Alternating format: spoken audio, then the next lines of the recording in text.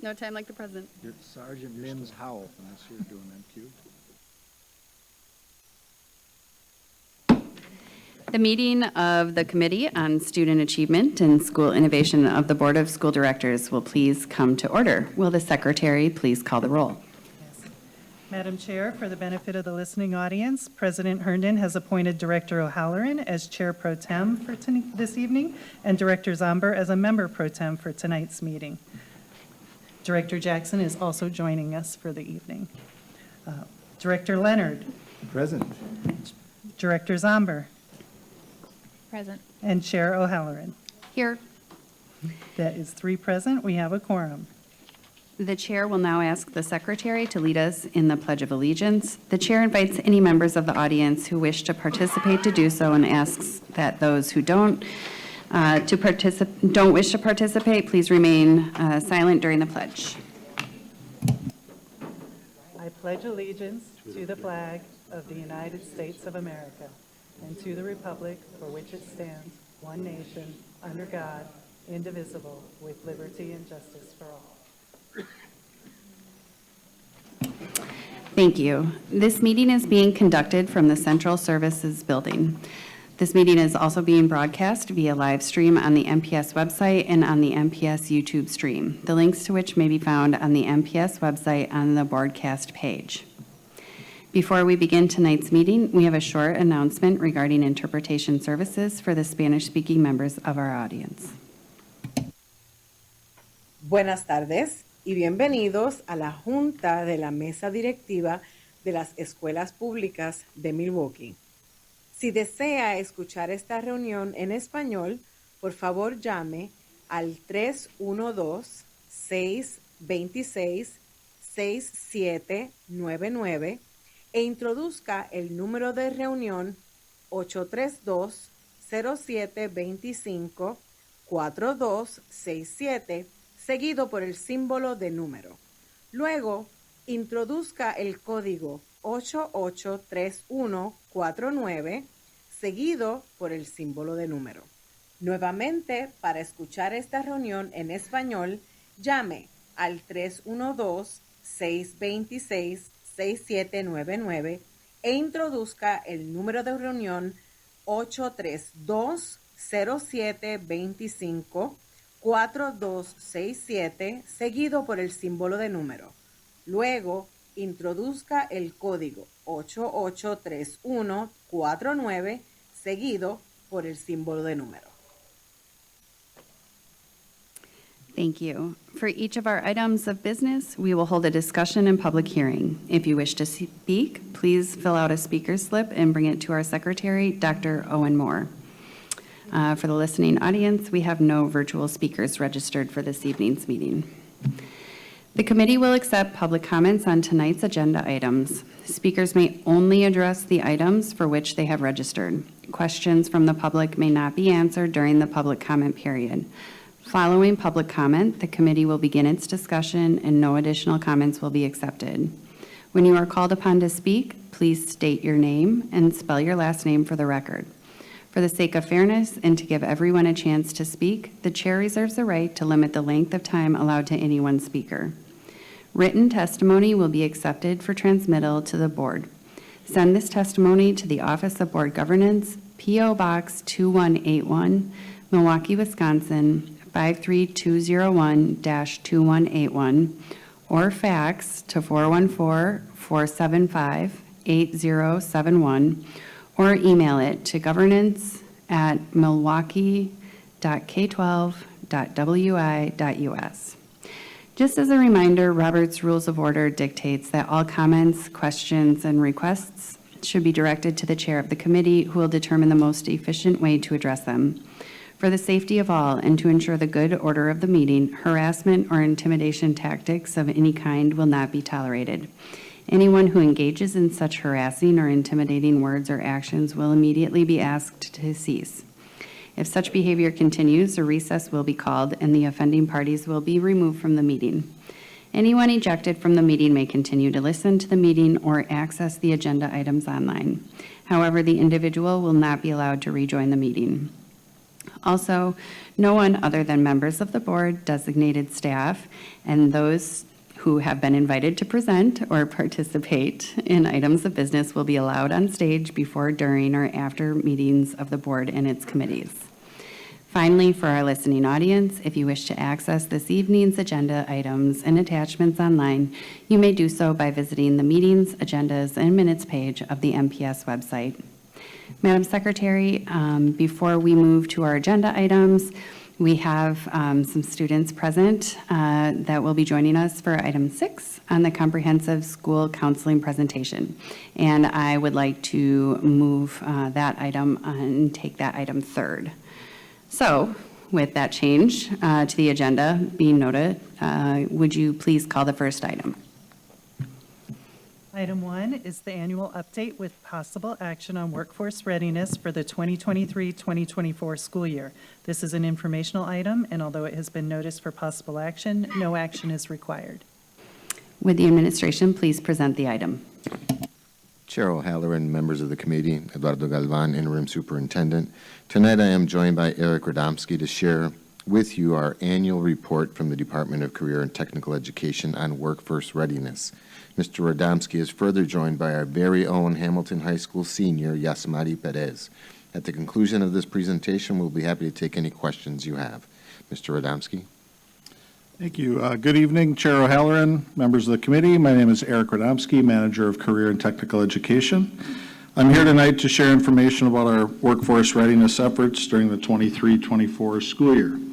Our team worked hard to make our processes more effective and to provide a number of excellent resources for our students, teachers, and employer partners to help students become better prepared for work and to gain more work experiences. We worked collaboratively with our MQ partners, MATC and UWM, our employer partners, and our schools to expand the number of students participating in work-based learning. The priority for success that aligns most closely with our work is increasing academic achievement and accountability. And I'd like to begin tonight's presentation by sharing some data. In the 2023-2024 school year, at least 2,055 students had some sort of work experience. This number includes youth apprenticeships, the school-to-work transition program, internships, work release, and the 2023 summer employment through the Mayor's Earn and Learn program. All students who successfully complete a work experience outside of the Earn and Learn program receive high school credit towards graduation. Here are the totals for the youth apprenticeships and internships over the past 4 years. Participation in internships and youth apprenticeships, which are coordinated through the Career and Technical Education Office, increased almost 43% from 2022-23 to last school year, and that follows gains of almost 16% in 22-23 over the 21-22 school year. The low work-based learning numbers you see in the first column in blue were during the all-virtual year of 2020-2021. The 105 youth apprenticeships you see completed last year is the most ever in the 20-plus year history of the program in MPS, and is a 56.7 increase over the previous school year. Similarly, internships increased almost 40% over the 22-23 school year. And since the inception of the internship program 7 years ago, internships have grown steadily each year other than the all-virtual year. As you see in the pie chart, the percentage of females is slightly higher than the percentage of males who participate in work-based learning, 53 to 47%. The district's 11th and 12th grade students are a 50-50 male-female split. On the right side of the charts, the students with disabilities who participated in youth apprenticeships and internships exceeded the district's proportion of 11th and 12th grade students with disabilities by 1 percentage point. We've analyzed this data and made a concerted effort to ensure our schools and students understand that work-based learning is for all students. The racial breakdown for students participating in work-based learning is closely representative of the district's 11th and 12th grade student population. As you look at the chart, the gray bars indicate racial percentages for all 11th and 12th grade students in the district. The orange bars indicate students involved in youth apprenticeship and internships, and the blue bars indicate the students involved in all work-based learning categories. For all categories, Asian and Hispanic students are slightly underrepresented in work-based learning by about 3 percentage points, while Black students are overrepresented by 8 percentage points. For youth apprenticeships and internships, Hispanics were overrepresented by about 4 percentage points, and Asian students were underrepresented by about 3 percentage points. All other youth apprenticeship and internship racial groups closely mirror the district percentages. And the last chart depicts the percentage of students at each high school who were involved in work-based learning. The denominator is the September 3rd Friday enrollment count for 11th and 12th grade students at each school. The average percentage of 11th and 12th grade students involved in work-based learning is 18.1%, with a median of 17%. And for context, the average number of students, raw number of students in work-based learning per high school is just over 41 students.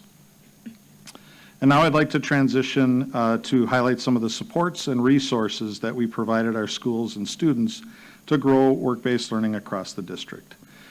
We hired work-based learning specialists that worked at 13 of our high schools to assist students with preparing for work and maintaining employment. Those schools will continue to be supported in a similar capacity through a combination of the board's budget allocation and a DPI grant. Monthly meetings with schools ensure timely communication was shared between the CTE office and key staff with regard to new job postings, monthly work readiness themes, and upcoming events for student participation. In response to a request from our business community, a new employer handbook was developed in conjunction with our MCube partners, MATC and UWM.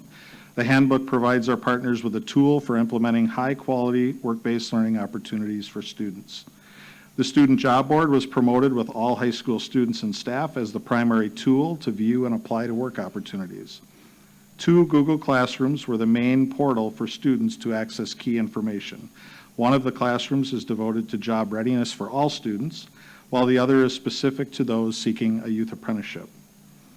And a work-based learning Google shared drive provided valuable resources for teachers and other MPS staff members to access and share with students. In preparation for our spring job fairs, students were provided an opportunity to participate in a virtual work readiness conference in February. Over 1,000 students attended the 2 job fairs at UWM. The junior fair in March had 521 students and 55 employers.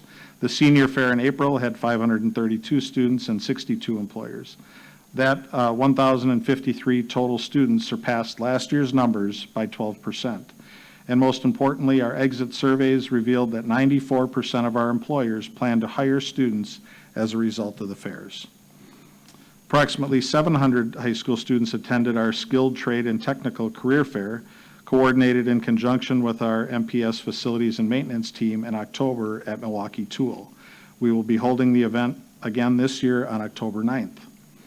As part of the M-Cubed Work-Based Learning Committee, we gathered feedback from a student advisory group and student surveys, which provided us with information about their work experiences and any challenges they may have had, so that we can continue to improve their experiences. Over 100 students attended a student recognition event in May for successfully completing a work experience, plus at least 4 courses in their chosen pathway. And over 100 employers attended our 2nd annual Employer Appreciation Breakfast in August, where we recognized the employers who hired students this past year. And finally, we continue to contract with a company called District C to provide students with an innovative in-classroom work experience called a teamship. We now have 16 trained teachers at 11 high schools who are ready to facilitate these teamships. And as we begin the 24-25 school year, we're rolling out a new and improved job board that will allow students, employers, and staff to communicate and share documents more efficiently.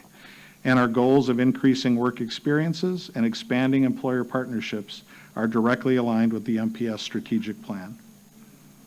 And that concludes my presentation, and I have a special guest with me this evening who is here to share her thoughts on work-based learning. I'd like to introduce Jazz Marie, a senior at Hamilton High School who completed an internship this summer with the Marcus Corporation.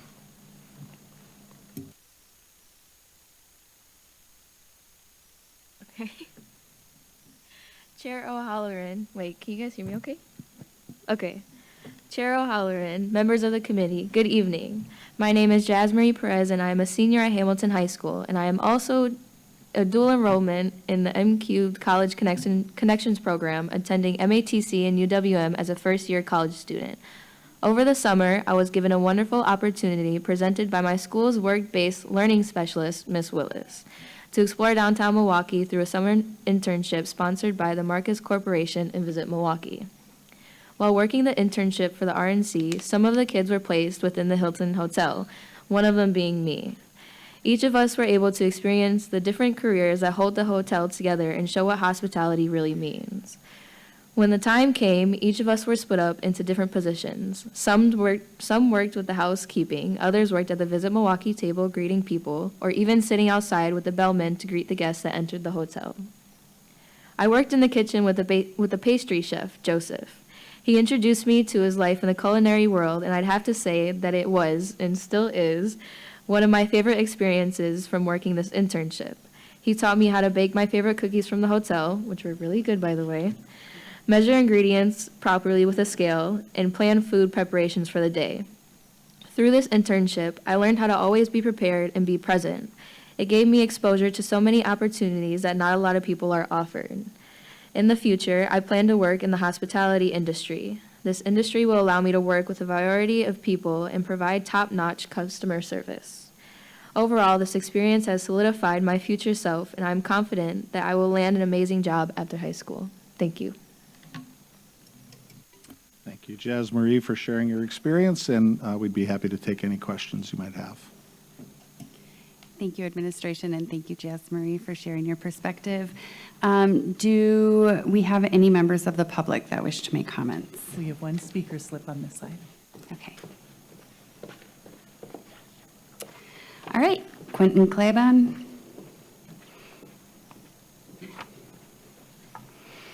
Please state your name and spell your last name for the record. Hey, I'm Quentin Claiborne, Klabon. First of all, this is one of my favorite things to talk about, and the fact that Milwaukee Public Schools has had like genuine, non-debatable growth is something that hopefully the board and staff share and trumpet and get in the news as much as possible. That's huge. It's higher than the charter high schools. Their youth apprenticeship rate is higher than the charter high schools in the area, and it's higher than 7 of Milwaukee County's school districts. So yeah, keep it up. That said, we're still at 327th, so some room to grow. I'm proud to say my father's hometown, Onwithy, is highest at 51.6%, and there are multiple counties over 20% of youth apprenticeships. That said, there are still some goals that I think we could reach. Green Bay at 10%, Racine at 8%, Waukesha at 6%. So one thought I had was, I was wondering, that was a great list. I was wondering how much interaction Milwaukee Public Schools has had with districts that are similar to Milwaukee, but perhaps a little bit further ahead on youth apprenticeships.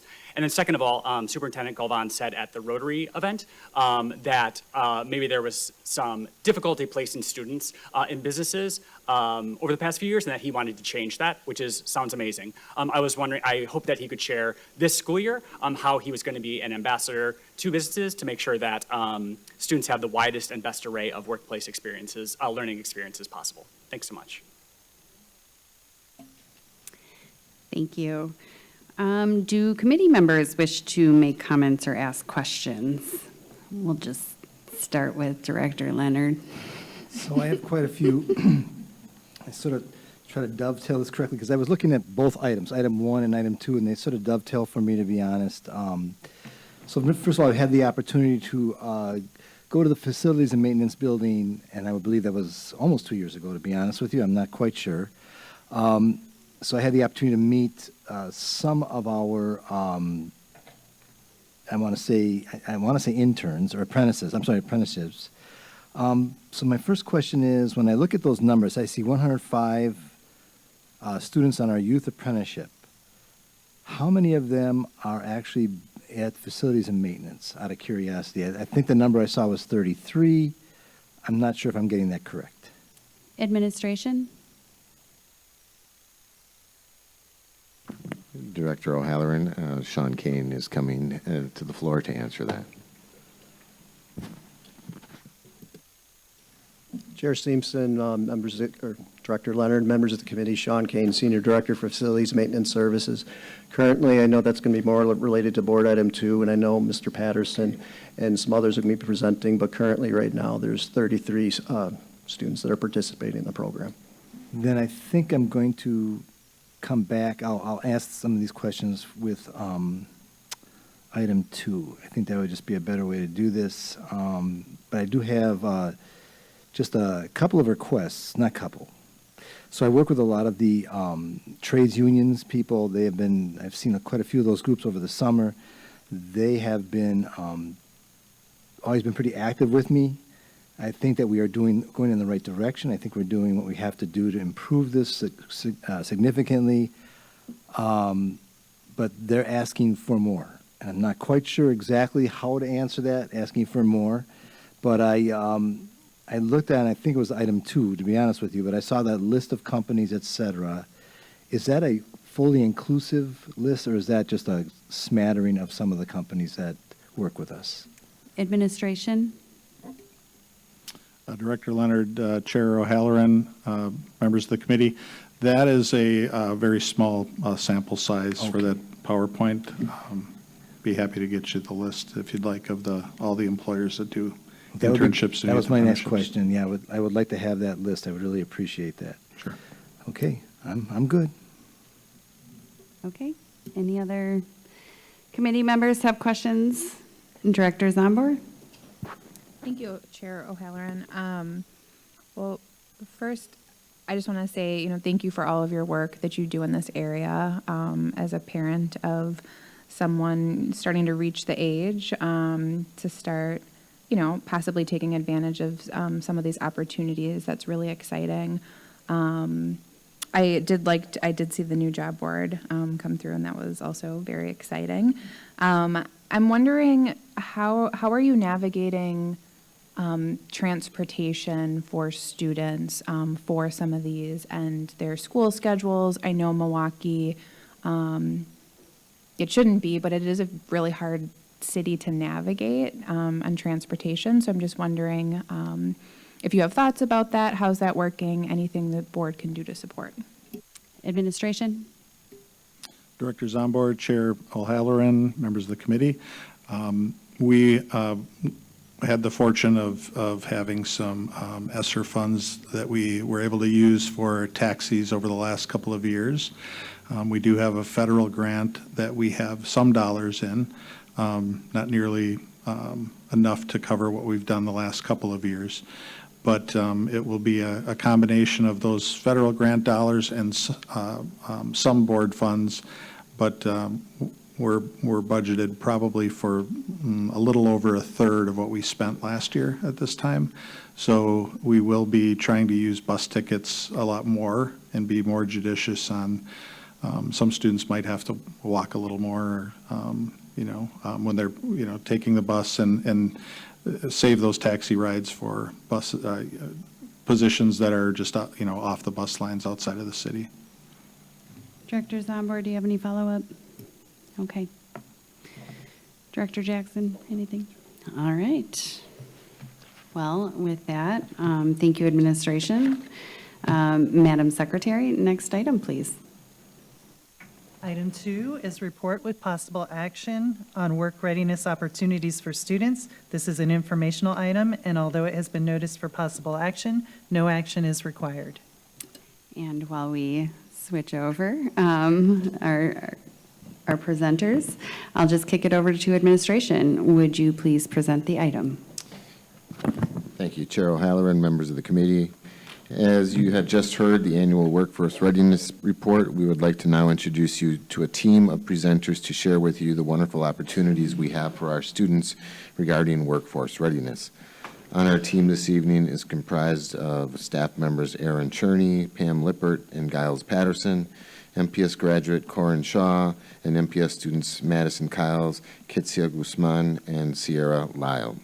I will now turn it over to Ms. Cherney to get us started, and of course, I'm certain the team will love to answer any questions you have when they are done with their presentation. Ms. Cherney.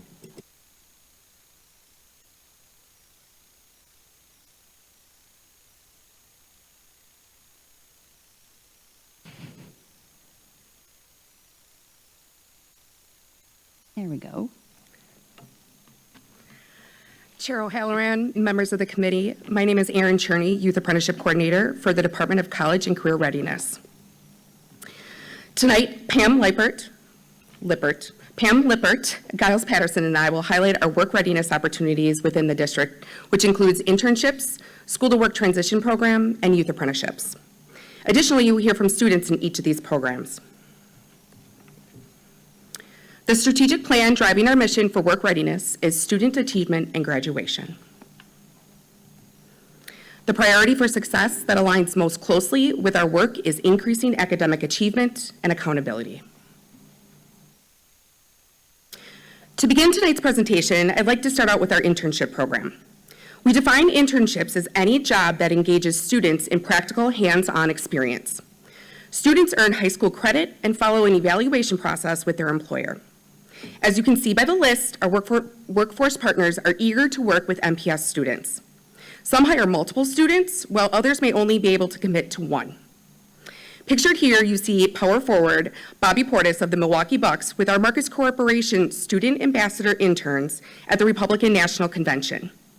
As you just heard from Jasmary, she and 14 additional students shined as student ambassadors at the Pfister, Hilton City Center, and St. Kate Hotel this summer.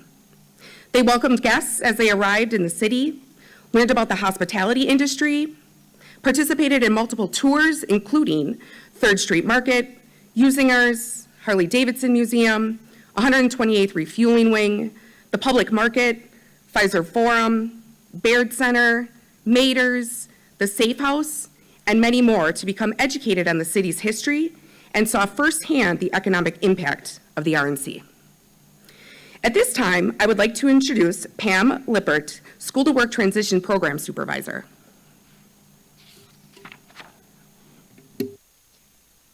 Director O'Halloran and members of the committee, Pam Lippert, Supervisor, School to Work Transition Program. Thank you for the opportunity to tell you about our students and the work that they do. In School to Work, students with disabilities work to attain their highest level of independence by participating in a continuum of transition services. School to Work has 4 main components. The Community Assessment and Training Program, or CATP, is the base of School to Work. We currently have 23 community-based work sites. Each semester, about 200 students with disabilities participate at work sites for 2 hours every school day.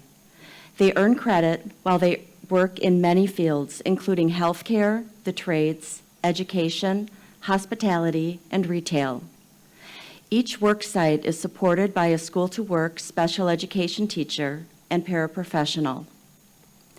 In the employment training program, students in their final year with MPS may work with employment training specialists to prepare for life after high school.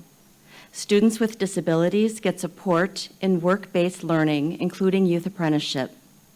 They write resumes, build interview skills, and complete job and school applications.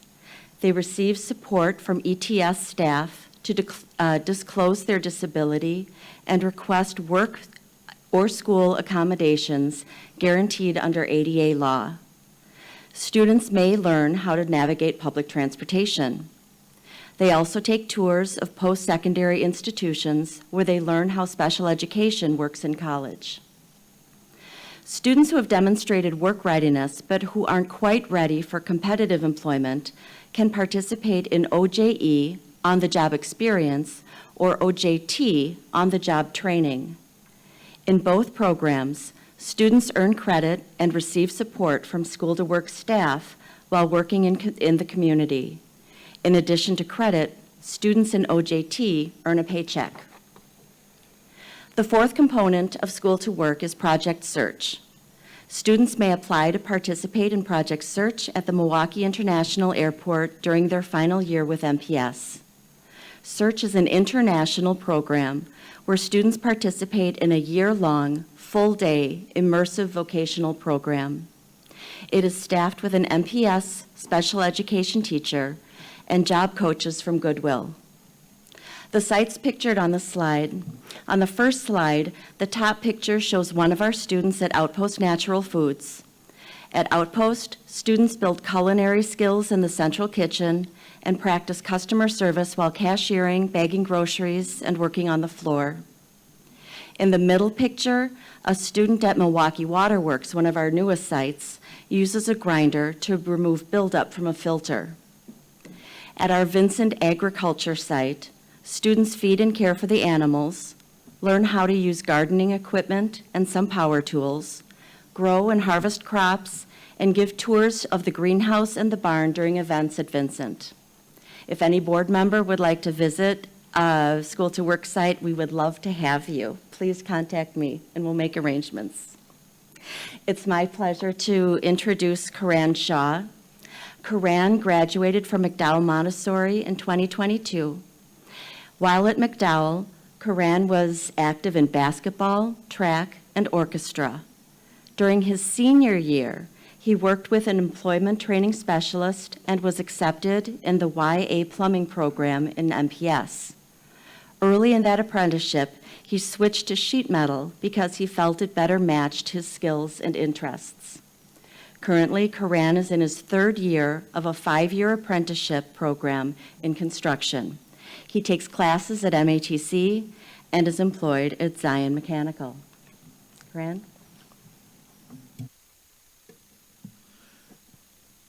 Director O and members of the committee, my name is Karan Shaw, NPS graduate, third-year apprentice at Zion Mechanical. I would like to start with saying thank you for this opportunity with the youth apprenticeship. But while my time with the youth apprenticeship, I connected with multiple different adults that show me how the trades relate with each other and how we have to work on top of each other all the time. The main thing is they show me how to prioritize my time and just on-the-job skills. I have dyslexia. Reading can be hard sometimes, but that do not stop my determination and my thirst to learn. NPS showed me how to use text-to-speech and different tools with the computer. The NPS staff helped me brush up on my skills. Thanks to Mr. Giles, Mr. Dan Sirotowski, Ms. Kara, and of course the trades members down at the facility. While working in high school and bouncing back and forth, it really showed me my rights and it really showed my rights and how to advocate myself in school and on the job. Me and my brother always talk about our differences in high school. My brother, he went to Obama, and I went to McDowell, and he always wondered if he was able to get that opportunity in the youth apprenticeship or STEM. I have a lot of friends that are now in the trades with me. I kind of feel like a big brother almost, but it kind of feels kind of good just seeing some of my friends. Thank you. Thank you, Karan. Next, I would like to give you insight on youth apprenticeship.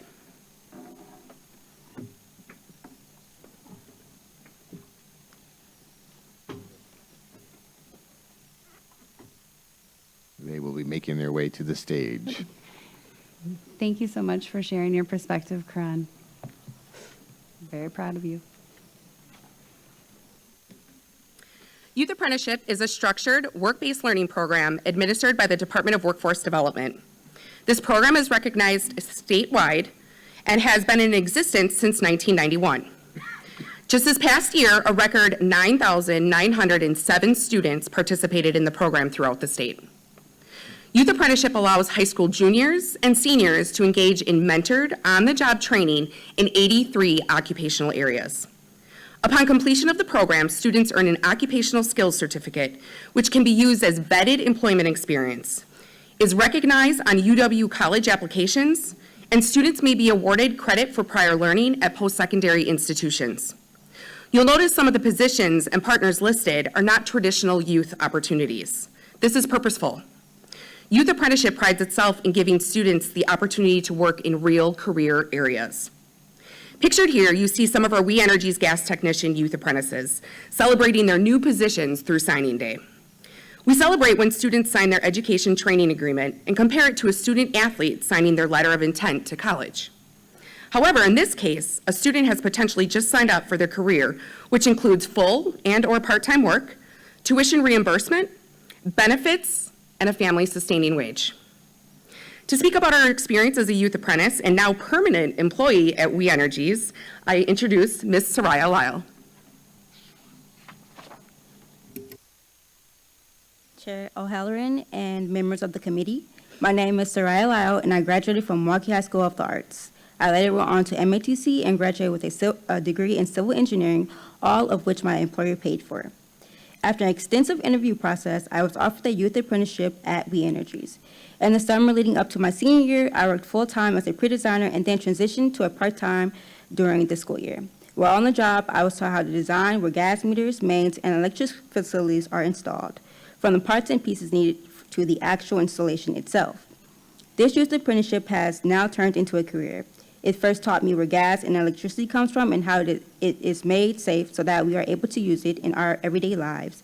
And now has also taught me valuable employability skills like timeliness, communication, integrity, and how to adapt to change. I'm also excited to share that this experience helped guide my plans for the future, but by providing me with financial literacy, I understand that the value of contributing to my 401k and have been able to invest and make large purchases, such as buying a house and 2 cars without any car notes. I feel very fortunate to have been afforded this opportunity with We Energies and love to see the program continue to grow. Thank you for listening to my story. Thank you, Soraya. Next, I'd like to introduce Mr. Giles Patterson, Division of Facilities and Maintenance Supervisor.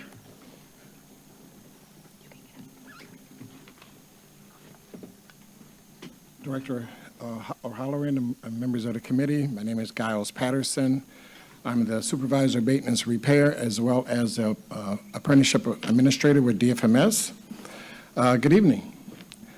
Today I'm excited to share insights into the Department of Facilities and Maintenance Services Youth Apprenticeship Program, a crucial initiative that has shaped the future of countless students over the past 27 years.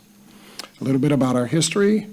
Our youth apprenticeship program began with a volunteer-based model and has evolved significantly.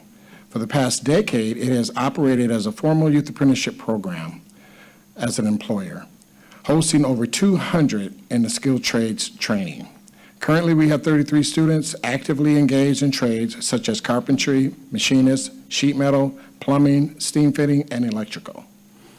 Each apprentice is paired with a professional mentor, gaining hands-on experience and real-world skills. District-aligned outcomes.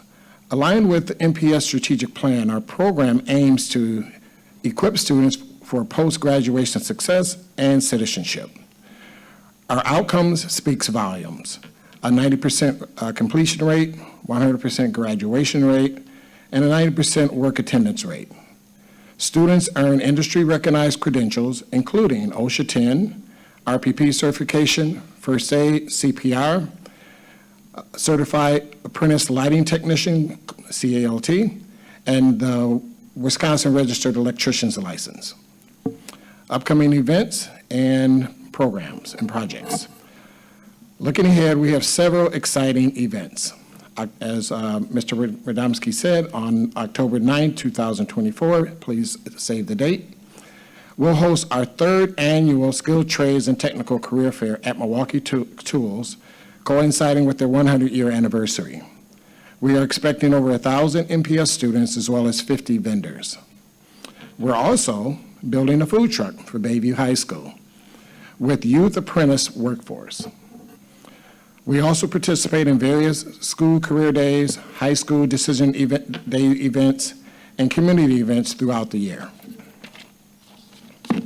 Strategic partners and employers. Our program thrives thanks to numerous strategic partners and employers.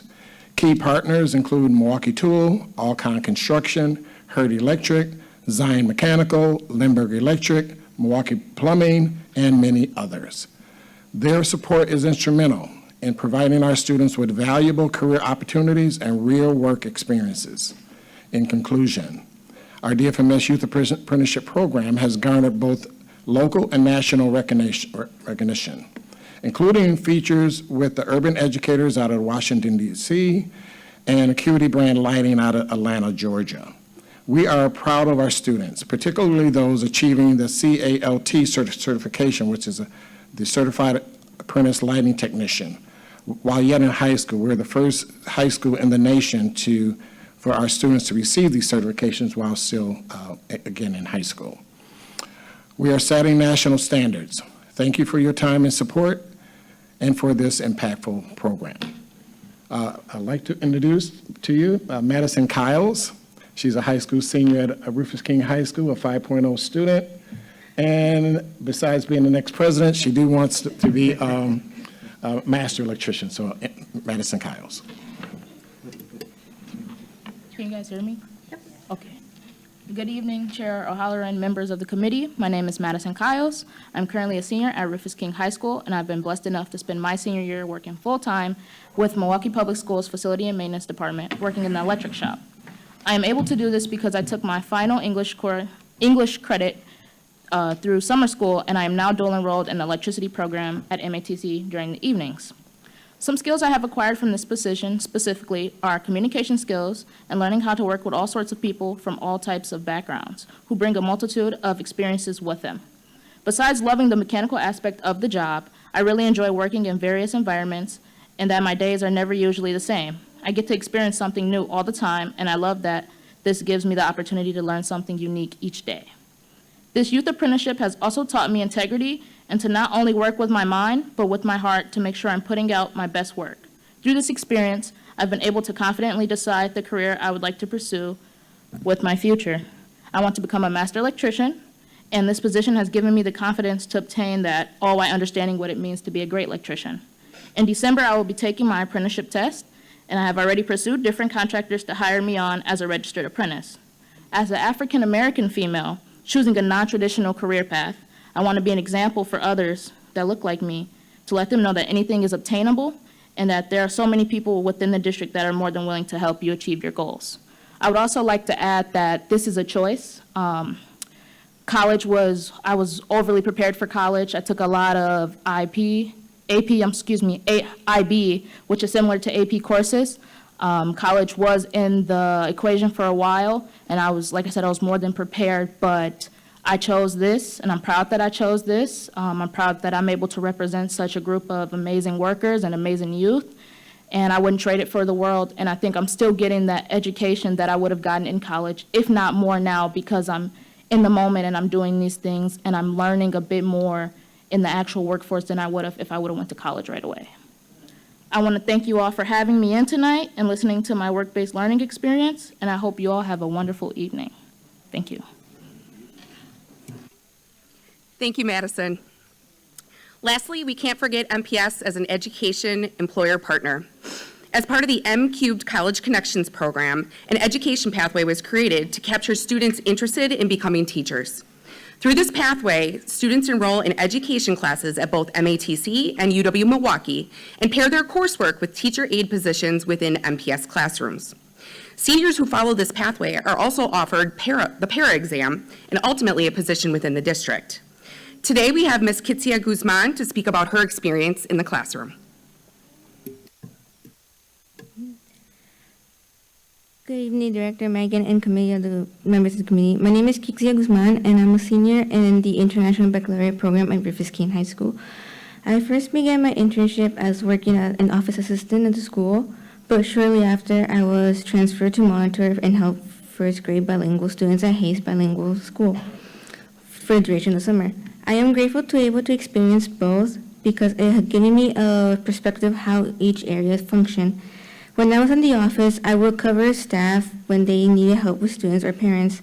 And after when I was moved into the first grade bilingual classroom, I assisted students who need help understanding a question or word or troubleshooting any technical issue.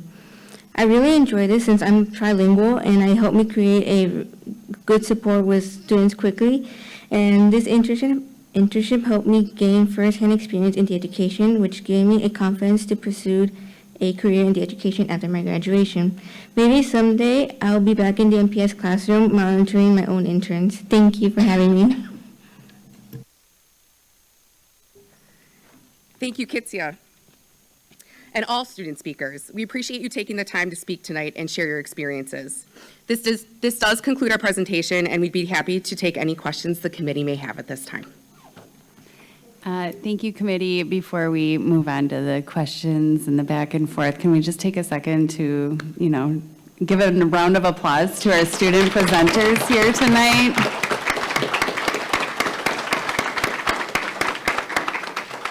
I think, well, I don't know that I speak for everybody, but at least for myself, I got chills, I had tears in my eyes. You really are all very inspirational, so thank you so much for your participation in these programs. Thank you for representing MPS so well. We are so proud of you, and thank you to all the staff members who make these wonderful programs possible. Okay, I'm sorry, I'll put my soapbox away. Do we have any members of the public that wish to make comments? We have several speaker slips on this item. Okay. First, we have Mr. Dan Switalski.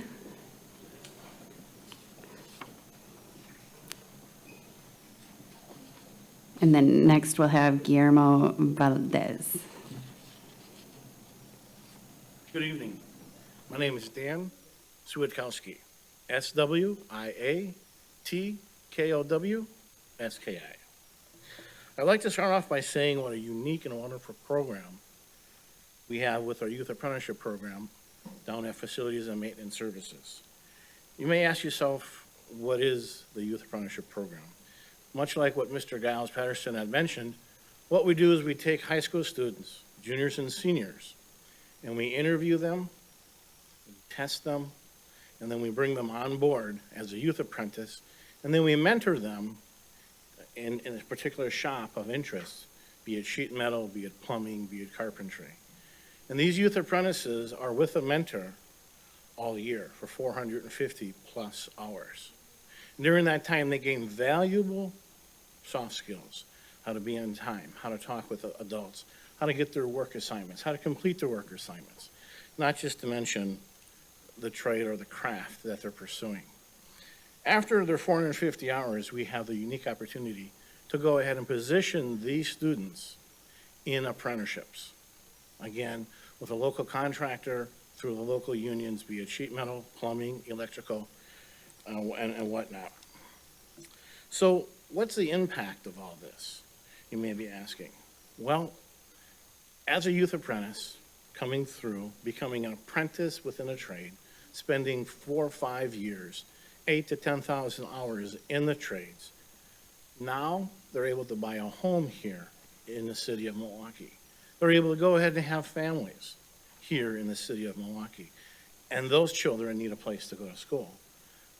They come right back to MPS, and thus the cycle starts all over again. So as you can see, we have a very unique opportunity with the youth apprenticeship under the umbrella of Facilities and Maintenance. And the estimated impact for these youth apprentices in the city with all the spending and the home buying is over $3 million. So we're doing a very wonderful, wonderful thing here. I want to thank you for your time. Thank you, Mr. Switalski. Next, we have Guillermo Valdez.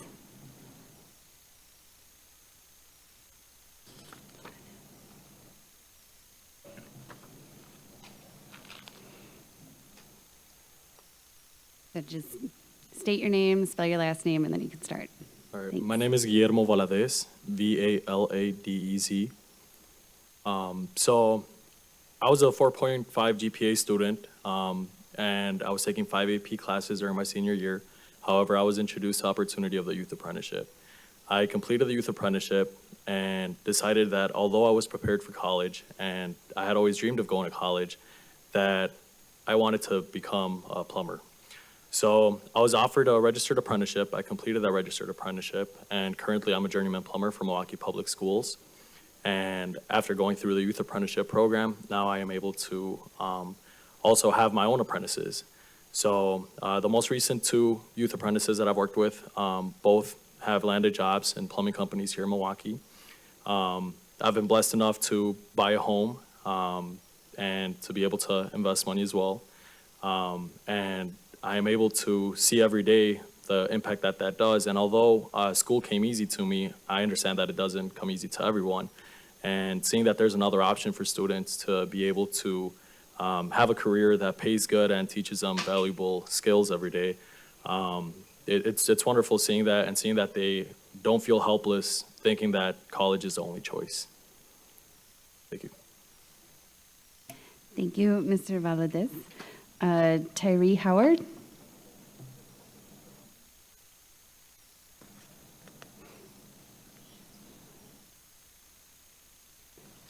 So, yep, just state your name, spell your last name. Thanks. My name is Tyree Howard, Howard, and I am a current employee for Zion Mechanical. And although my whole high school career, I didn't know what I wanted to do after high school, so I was introduced to the youth apprenticeship, which was the best choice I could ever make of my life. So I ended up completing my youth apprenticeship. I ended up landing a job at Zion Mechanical as a steam fitter.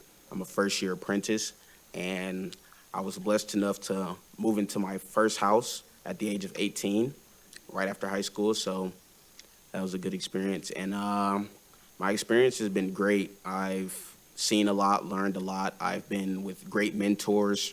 They've helped me out, figure out things financially, and just helped me better with my skills.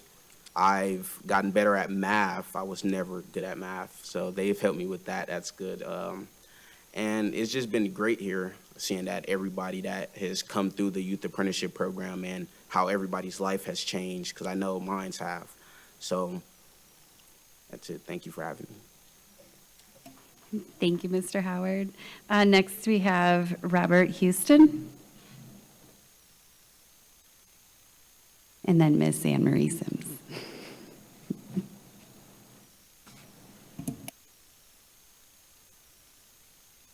Hello, I'm Robert Houston, it's Robert. I'm just here to talk about my journey, getting into this apprenticeship.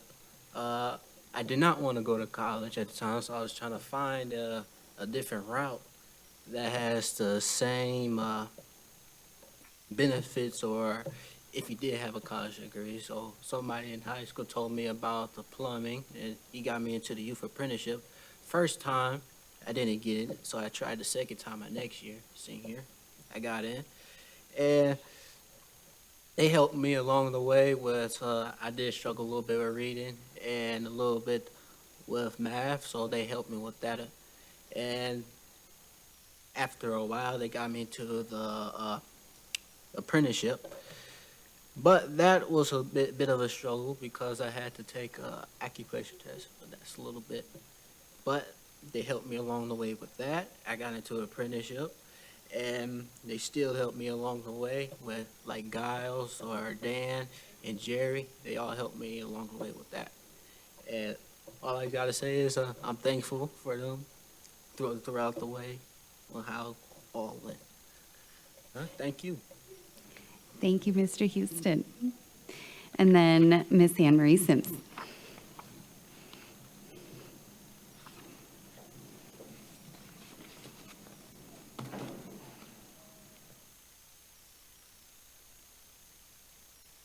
Hello, I am Anne Marie Sims, SIMS. I am a teacher at Bayview High School, teach culinary arts. And I'm trying to hold back tears because I'm like, all of this has been amazing. When I started the program, I was trying to figure out how to get everybody involved, how to get my kids' hands on everything. And I had a lot of kids that came into the culinary program. Of course, they're teenagers, they want to eat. But I had some that was like, I don't know what I want to do with my life. I don't know where I want to go. And I found out about the youth apprenticeship program, and I was like, okay, well, we done came up with the idea for a food truck. Let's figure out how we can get some kids to build it. So we literally cut up a trailer that we had for our race car, and the engineer teacher was like, oh, this ain't gonna work. And then Giles reached out to us and was like, hey, we might be able to help you with that. You know, we got some young people that are learning this apprenticeship, they're in the apprenticeship program. They could easily put this thing together. And my whole vision was like, we could pay somebody to come do it. But how awesome would it be if we had our own kids do it? So this program, I mean, yes, I'm culinary, but you know what? I get kids, they be like, Miss Sims, I don't want to go to college. I want to do something else and I want to make money. And I don't want them selling drugs or doing something illegal. So I'm like, well, you can make money being an apprenticeship. So, you know, I'll give you credit. You come to class, you sign up for the apprenticeship program. We'll work something out, but you got to stay focused on what we're doing in here and then go do that. And it's been an amazing thing to see, and honestly, to sit here and hear the kids talk about their experience. I mean, I know it's amazing. I do advocate for kids to go on the field trips. So yes, I'm not biased. I will send them to, you know, even though we're cooking something, like, nope, you go, you're fine.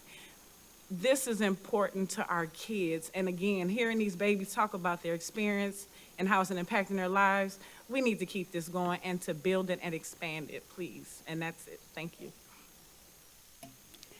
Thank you. And I did, when we heard the presentation, I was going to say that some young people are earning their ServSafe certification with Miss Anne Marie Sims. So there are other certifications that young people are earning that we didn't even get the chance to hear about tonight. So thank you so much to everybody who testified. Do committee members wish to make comments or ask questions? Director Leonard. So first of all, this kind of board meeting makes me not want to quit the board. Okay? It's highly motivating. As an educator in MPS for from half of my life, to say the least, my view of education has always been anything that gives our students an opportunity and a hope for their future. It's not about one track or one way to do things. And I know when I first started working for the district, I remember we had a very, very college-centered only thinking, and that just never went with me. And it's one reason why I probably became a special education teacher, because I knew that I had a lot of students that had skill sets. They may never be going to college.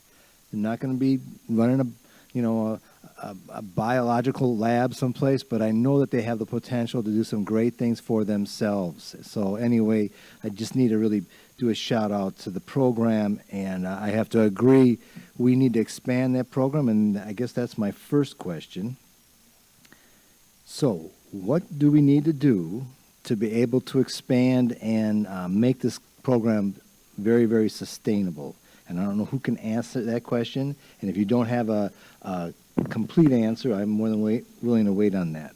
Administration? Director O'Halloran, members of the committee, Director Leonard. Well, some of the things that we are doing and will continue to do is work with partners, right? We have a lot of people within the city that do want to help us. One of the students that presented here, we saw during our M-Cubed visit. We met a lot of those partners there. Some of the things that we want to do as well is make sure people understand that we are open to partnering with them. You know, sometimes when there are perceived roadblocks or things that get in the way, it's up to us to make sure people understand that when we ask for certain things, it's not as a roadblock, it's as something that we have to do, because being a school, being an institution of learning, we also need to protect our students. But we don't want that to be a roadblock. We just simply need to do a better job of communicating that these are processes that we have to go through. We'll continue to apply for grants. We'll continue to work with the resources that are out there to bring them in, so that as much as possible, finances don't become an issue. But we're going to need help, and we're going to continue to seek that out.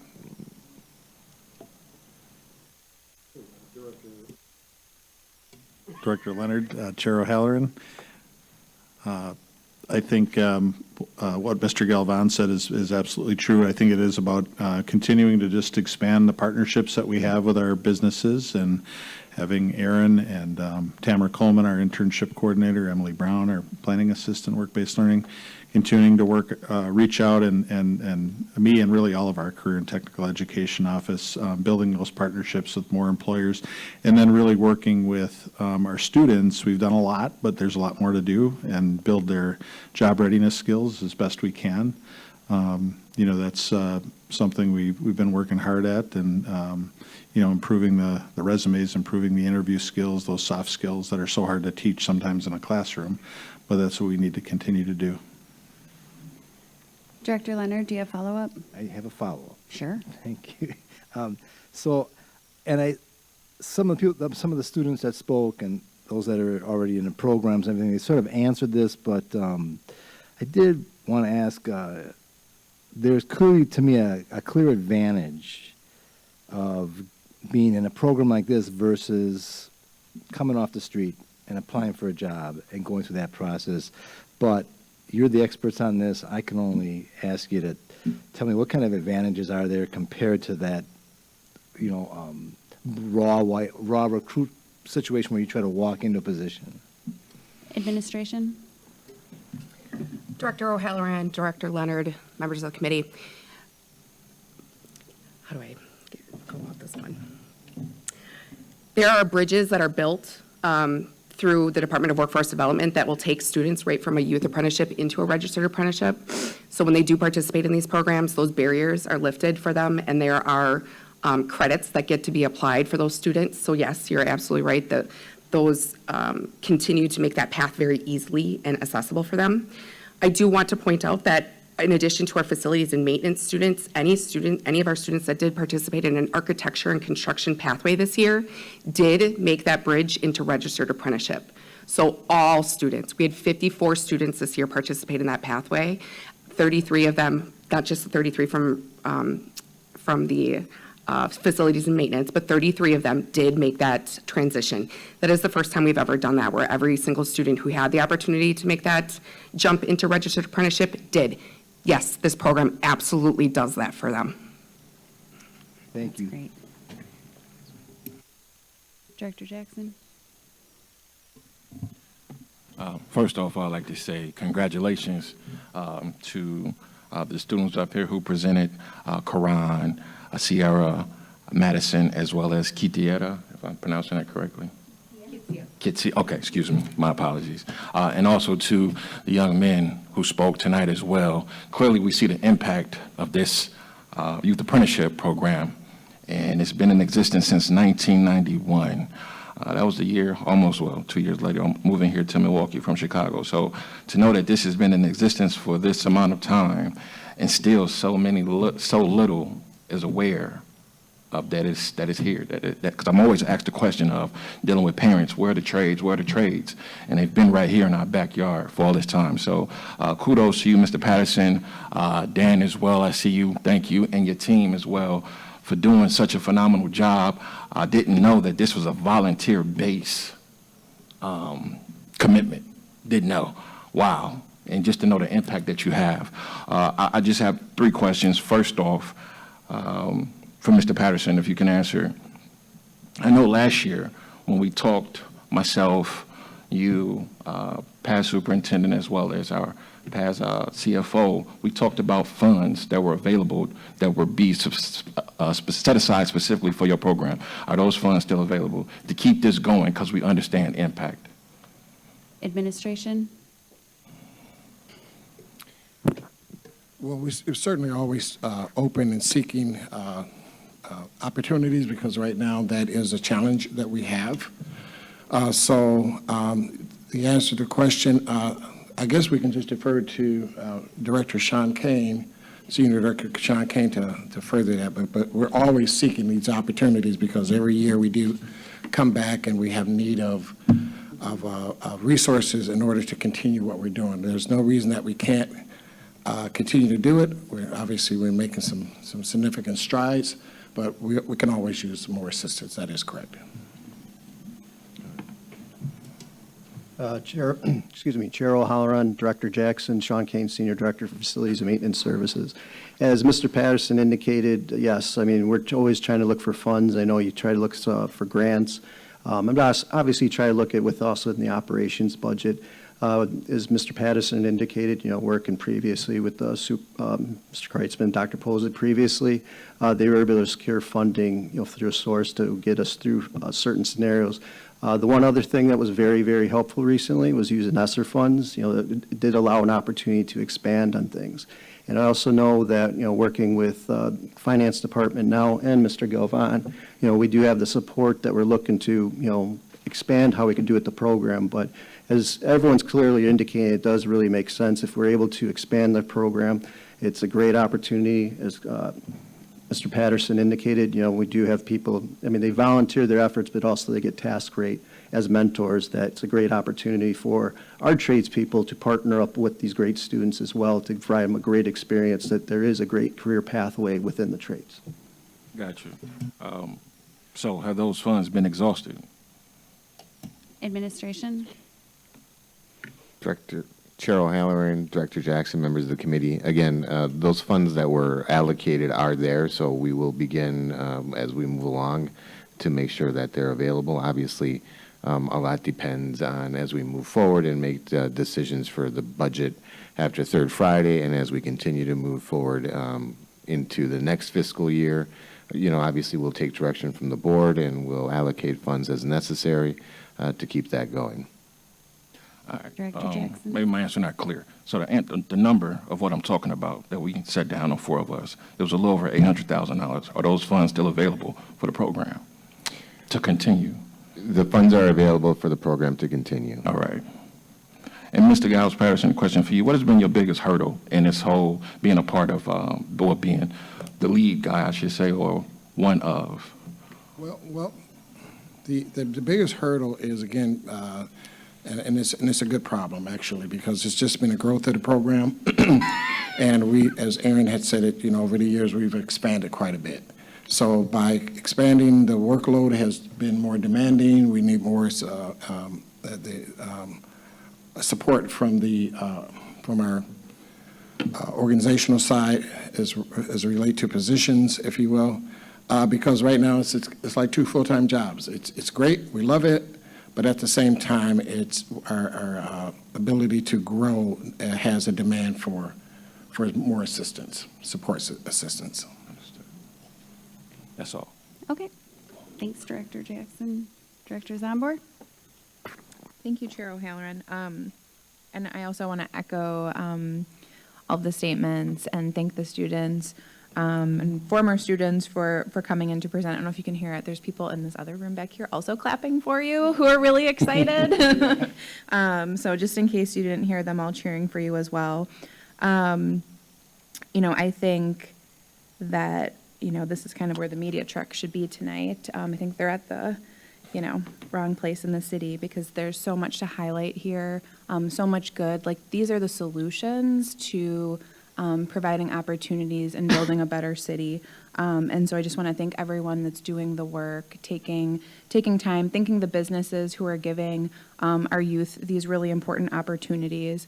And wondering if administration could also just talk a little bit about the differences between internships and youth apprenticeships, and then also if a business wants to contact MPS because they're interested, how do they go about doing that, or how do we encourage them to do that? Because I think there's probably everyone in the room is like their wheels are turning right now of businesses that have really good opportunities we could connect MPS students with. Administration? Director Zombor, Director O'Halloran, and members of the committee. An internship is any work-based learning opportunity, so any job that has at a minimum 36 hours where the student works. That is an internship. We qualify that. That can be in any different area. They can be at McDonald's, they could work at a movie theater, any different area. Youth apprenticeship is a very structured work-based learning opportunity that requires 450 hours at a minimum. And also, students have to follow a very structured competency guide that they complete while they're on the job. So they are learning those very specific career competencies with that mentor. if employers want to contact us, we have, whether it's through our job board page, them signing up there. We do have the links right on our career and tech ed page for them to sign up. And we have multiple ways that employers can get involved. So we want employers to know that it's not just work. It could be helping us with interview skills, coming into the classroom and talking about their company or their career. They could host a field trip. They could do multiple things in order to get students interested in these work-based learning opportunities. Thank you. Thank you, Director Zomber. That was actually one of my questions, was how could we get businesses? And I just want to put it out there, it doesn't have to just be businesses, nonprofits. Pretty much, if you employ somebody, you can probably hire one of our students and, just give them the opportunity to learn what you do, and that can help them discern if that's what they would like to do as well. I think there might be another comment, administration. Thank you, Chair O'Halloran, Director Zombor, members of the committee. I was just going to add that with the internships, we do have a training agreement for all of the interns. So it's the way we can give the students credit for their opportunities. So students sign an agreement along with the parents and the employer and the school, and there's an evaluation at the end that the employer submits to us. Just was going to add that, and they can do anywhere from a quarter up to 1 credit for the semester. Thank you. And just for clarification, you said 36 hours. Is that 36 hours over the course of the year, over 1 semester, over for the internship? Yes, Chair O'Halloran, it's actually 45 hours is the minimum for the 1 credit. And that would be for a semester. Okay. So each semester, students can get credits. All right. Any other comments from committee? Seeing none, thank you so much, administration and all the students. We loved this presentation. Madam Secretary, next item, please. Item 6, which has been moved forward, is report with possible action on comprehensive school counseling 2024. This is an informational item, and although it has been noticed for possible action, no action is required. Would the administration please present the item? Chair O'Halloran, members of the committee, Eduardo Galvan, interim superintendent. Today I'm joined by a team of individuals who will deliver our comprehensive school counseling report for 2024. The team for this report is comprised of Ms. King, students Sierra Lasinski of North Division, and parent Lakeisha Roberts of Golda Meir, Thaddeus Hilliard of Rufus King. Following the sharing of the report, we will be happy to take questions that you may have. I will now turn it over to Ms. King.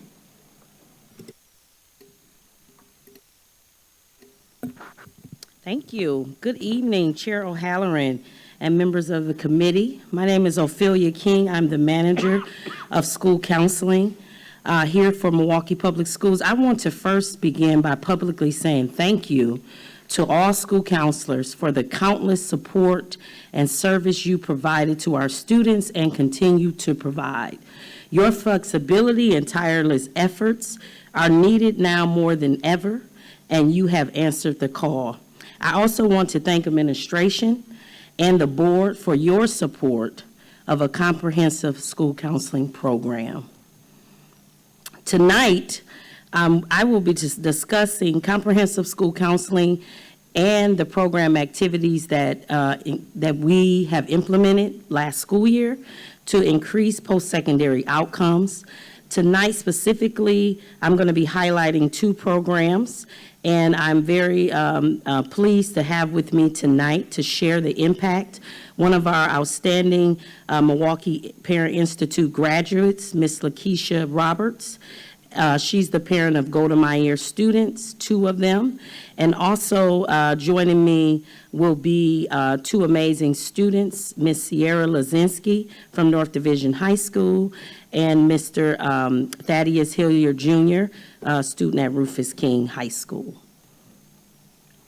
As the district focuses on the 5 priorities for success, school counseling continues to be a critical component across all 5 areas. Our aim is to integrate the priorities into our program by tailoring support to individual student needs to enhance academic achievement and strengthen communication, to better guide students toward successful post-secondary opportunities. School counseling supports student achievement and graduation by providing targeted guidance and resources that address issues that interfere with learning, career planning, and personal development. This is to ensure that students are prepared to meet their academic goals. School counselors work to maximize student success, promoting access and equity for all students. As vital members of the school leadership team, school counselors create a culture of success for all. School counselors help all students apply academic achievement strategies, manage emotions, and apply interpersonal skills and plan for post-secondary options, including higher education, military, and the workforce. We believe in school counseling that students are successful when school counselors are informed. So, why does school counseling matter in the work of increasing post-secondary outcomes? School counseling is crucial for enhancing post-secondary outcomes as it provides personalized support, informed decision-making, goal alignment, equity, and access, all of which has proven to be vital in the wake of some challenges that we were faced with post-pandemic and during the pandemic. Since returning from the pandemic, we have seen significant improvements. The class of 2024, for example, sent 2,208 transcripts to 596 colleges. This is up from 1,971 students for the class of 2023. We also seen an increase. We also have seen with these 5 things that I've just mentioned, that students with the class, our last class, 2024, received $113 million in scholarship offers, and this was a record of 931 students being awarded, which has been a goal of ours to increase the number of students that have received scholarship offers. We also seen this $113 million includes 16 schools receiving $1 million of scholarship offers each.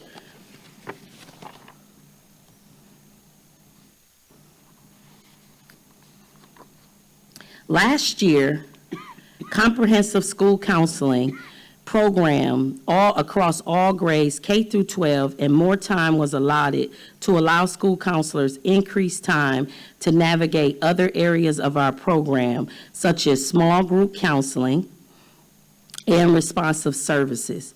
During the 23-24 school year, a number of activities were provided for students with the goal of improving post-secondary outcomes.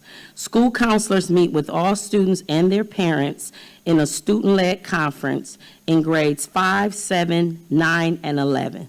The conferences allow students to share their vision for the future and their plans to attain their goals through an individualized or small group format. Parents or a trusted adult are invited to participate in our academic and career planning conferences. School counselors also help students select appropriate courses and create an academic plan aligned with their post-secondary goals.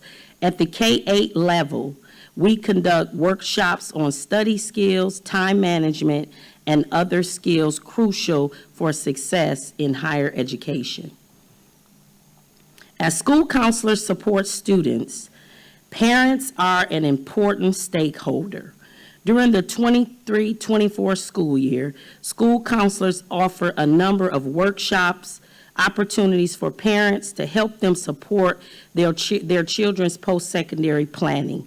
Tonight, I want to highlight the Milwaukee Parent Institute and what we also call MPI. MPI is a 6-week parent engagement program to equip families with the knowledge and skills to help their students graduate from high school and prepare for higher education. Last year, we hosted 26 MPI sessions, engaging 577 parents, and 178 of those parents qualify for our graduation. Parents attend 6 sessions. If parents attend 4 of the 6-week sessions, we consider them graduates. We implemented an updated curriculum that included a greater emphasis on SEL, social emotional learning, and its impact on learning. We increased the number of parent graduates from the previous year by over 20%. Also, as a part of our rollout for MPI, we trained new facilitators. 60% of those trained were staff of color, 22% were bilingual, and I'm excited to be here tonight. Last year, I talked about the Parent Institute, but tonight we are excited that we have one of our graduates here to share her experience. So I'm going to turn it over to Ms. Roberts. Good evening, Chair O'Halloran. Sorry. Yeah, microphone. Can you hear me? Okay. Good evening, Chair O'Halloran and the members of the committee. My name is Lakeisha Roberts, and my husband Sterling and I are proud parents of 3 boys who attend MPS. We accepted the invitation to participate in the Parent Institute of Quality Education with Milwaukee Public Schools for African American young men entering into the 9th grade. This was intriguing to us because we'd heard about the Parent Institute at King, but we never really researched to see what it was about with our eldest son. Truly, I thought it was more like the PTO versus what we experienced. As parents, we are not at the top, as parents, my husband and I are not at the top of the food chain, nor are we at the bottom. So most times we get left out of programs because of where our income is. And this time, this was not about an income, but it was about our son. And we're thankful for that. And it was a very pleasant surprise. Our eldest son recently graduated from Rufus King IB High School and has gone on to study computer engineering at Kennesaw State University in Georgia. Although we recently went through a full experience with SJ, this was an opportunity to gain more knowledge and to understand the resources available to assist our youngest 2 sons. We were definitely curious because there is so much to work through to help our children to be successful and have a high school experience that propels them towards their dreams. At our first meeting, it was a combination of families, parents with their children and child, single parents and grandparents, there to hear about how we could better support our student. According to our facilitator, this class had the most male participants as fathers supporting their sons. This was a beautiful thing to see. Everyone was friendly and eager to learn. The subject matter was rich and covered many areas: social, emotional learning, adolescent changes, academic achievement, early college preparation, higher education options, and ways to pay for college, just to name a few. We got a chance to ask many questions, and this was really good for us. What I most felt was meaningful to me is that we did a lot of research during the time of trying to figure out things for SJ, and now this was a place where all of the research that we did and research that we didn't even know we needed to do was all in one place. So it was like my Google search in a binder. This would make a world of difference. We now had exposure that was going to be extremely valuable for our son. We were given tools and resources and talking points and opportunities that would allow us to enhance his experience. Bryson, our middle son, would like to work with marine animals and possibly have a career as a marine biologist. During this meeting, we found out that they were starting a partnership with the Milwaukee Marine Club, and students could gain more information on careers in that field. Had we not attended, who knows if we would have heard about this. Now we have another piece to his puzzle. In conclusion, overall, Ms. King, Dr. Anderson, and Assistant Principal Hines did a phenomenal job with presenting, bringing in other presenters to shine the light on some much-needed subjects and to share tips for parents to have better interactions with staff when communicating their students' needs, all in one setting. This was truly a roadmap to success for the parents of children entering into the 9th grade. So thank you. We now have a safe place where we can ask questions and receive answers. We have a community to learn with and to grow with, and we are equipped and ready to go. Let's go, class of 2028. Thank you for the opportunity to share our experience. Have a good evening. Thank you, Ms. Roberts. Despite the challenges in improving graduation rates, our efforts in school counseling have led to a 3% increase in post-secondary enrollment, with 14 schools showing a higher on-time college enrollment rate and contributing to the overall post-secondary rate of 38% as reported by the National Student Clearinghouse. Last year, we provided application assistance and opportunities for students to explore college and career in grades K through 12. School counselors collaborate with college access advisors and partners to organize and facilitate visits to colleges and universities to give students a firsthand experience of campus life. There's no better way to build students' confidence as they pursue their dreams by actually living the experience. Tonight, I would like to highlight our college, campus, and career tours to historically Black colleges and universities and businesses. Last year, school counselors led 286 students from 21 of our traditional comprehensive high schools on an HBCU college and career tour. We conducted over 4 tours to get all the schools in. Here with me tonight are 2 amazing students to share their experiences. Sierra Lazinski is a student at North Division High School, and she will go first, and then she will turn it over to Thaddeus Hillard Jr., who attends Rufus King IB High School. Sierra? Good evening, Chair O'Halloran and members of the committee. My name is Sierra Lazinski, and I'm a proud student of North Division High School, where Jason McCord is our principal, and I'm a junior. I have been an MPS student my entire education, and I look forward to becoming an MPS alum in 2026 when I graduate. I have maintained a 3.1 GPA, and art is my passion. Whenever I can, you'll find me drawing. I don't recall working with my school counselors a lot until I got into North Division. North Division staff, including the counselors, really opened their arms wide to me, which helped me in my high school transition. Working with the school counselors has been a good experience for me upon starting high school. I'm always in a safe environment when I'm working with the counselors.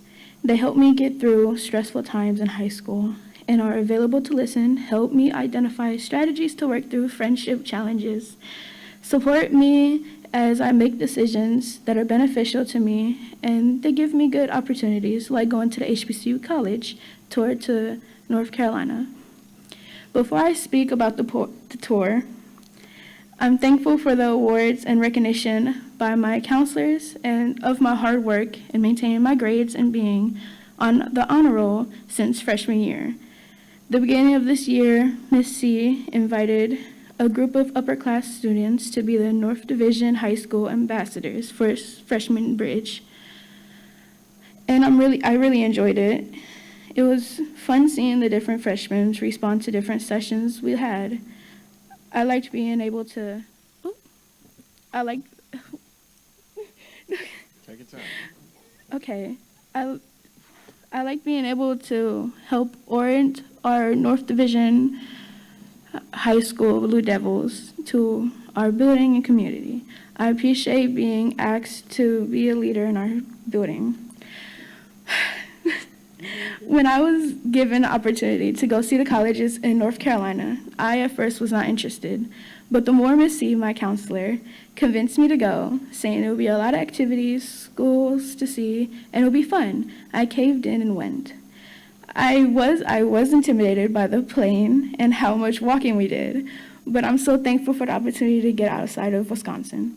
It was fun seeing the campuses and it made me realize how important my future really is. We visited 2 colleges a day for 4 days. The ones we visited were Johnson C. Smith University, Livingstone College, Winston-Salem State University, Bennett College, North Carolina A&T State, North Carolina Central University, Shaw University, State Augustine. We also visited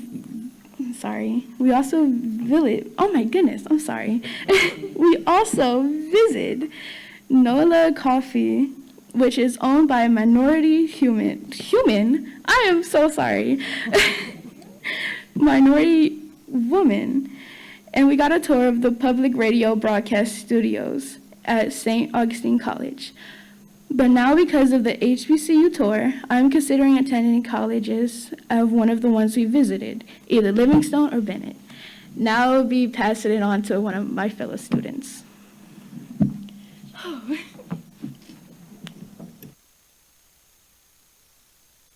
Okay. Hello? You didn't hear me all right? Okay. Good evening, Chair O'Halloran, members of the committee. My name is Thaddeus Hilliard Jr. I'm a junior at Rufus King International Baccalaureate High School, home of the Generals led by Principal Badillo. I'm a proud multiple sport student athlete and student leader. This means I've committed to earning my crown as stated in the brotherhood of our football team, under the leadership of head coach Thomas Wozniak and athletic director Jeremy Nichols. I also proudly serve on the City of Milwaukee Youth Council. The historically back and college career tour with Dr. Anderson and all the MPS chaperones truly inspired me to see myself finishing all the things I started in my heart and in my life. I believe the future of this country is rumbling within me and the experience. I apologize. I believe the future of this country is rumbling within me, and this experience has elevated my perspective to respond to that rumble with a yes. Yes, I can be successful. Yes, I can get into the school of my choice. Yes, I can work the job of my dreams. Yes, I can get a full ride scholarship. Yes, I can make a difference with my gift. Yes, I can. Whatever it is I truly decide to do in this life, I can do it. Not just because I said so, but also because I've witnessed the yes of successful people who are brown like me. I saw myself on this tour like a reflection in a mirror. In each elevated experience I participated in, I saw myself in a way that was different than any other college tour experience. I attended a seminar in Atlanta, Georgia with Jason Halliburton, who is the Senior Vice President and Senior Financial Advisor at Merrill Bank of America Company. He shared his pillars to success, and his talk encouraged me to have an inner conversation about my talents, my why, the skills I possess, and my life's blueprint. The gift of his words confirmed my heart's desire to reach beyond the cap society can sometimes place on the young minds of men who look like me. I also met with Ryan Wilson, the co-CEO of The Gathering Spot, a collaborative space for business owners. I was encouraged to leap. I understand courage doesn't require strength, it requires heart. I now further understand that the most beautiful thing about getting started is that the hardest part is now over. The college campuses were beautiful. I had the chance to visit Atlanta University Consort. The college campuses were beautiful. I had the chance to visit the Atlanta University Consortium, where I walked the campuses of Spelman, Clark Atlanta, and Morehouse. I also went to Tuskegee State University, Alabama State University, and Miles College. I felt like I was stepping into history and future at the same time. It was actually powerful. The energy, the pride, and the legacy of these HBCUs really sparked a fire in me. This was built for me. There are no limits. My eyes are much more open to all the possibilities out there waiting to be realized by my peers and I. While we're on the subject of my peers, At first, I was a bit nervous about traveling far away from home without my parents and rooming with complete strangers. In fact, I almost let fear win. I'm glad I didn't. I met some really cool people from different schools across NPS. We laughed together, we cried together, we prayed together, we ate together. We spent Juneteenth, a national holiday, together. That is what brings this trip full circle for me. We were together. After being isolated due to a pandemic, we were together. On a college tour, exploring possibilities together. That's what it's going to take. Doing things together, working together, growing together, imperfectly, but together. That's how we're going to move our schools and our district forward, together. Thank you to Dr. Anderson, Ms. Vivi, and everyone who made this trip possible. Thank you, Milwaukee Board of School Directors and the City of Milwaukee. Thank you. And at this time, we're happy to take any questions that you may have. Well, thank you so much to administration. Thank you to our young people, Sierra and Thaddeus. That was just beautiful.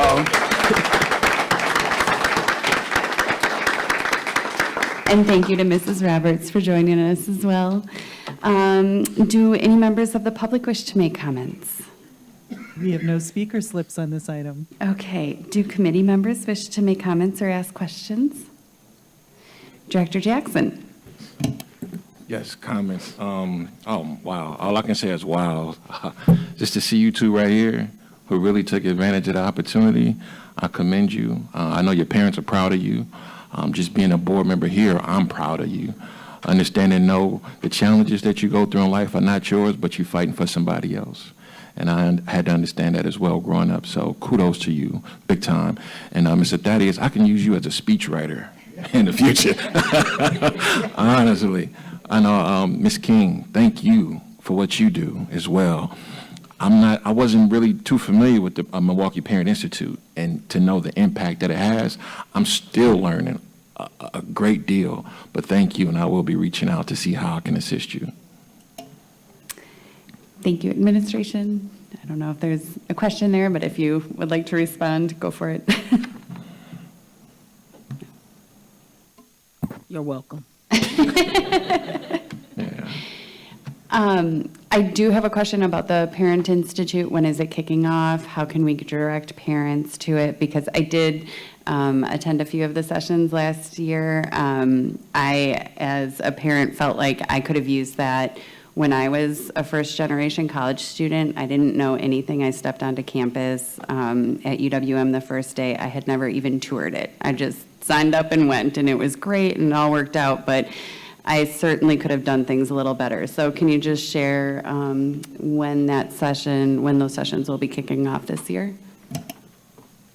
Thank you, Chair O'Halloran and members of the committee. Yes, we will begin our fall sessions at the end of September. We are currently seeking additional schools to host those sessions.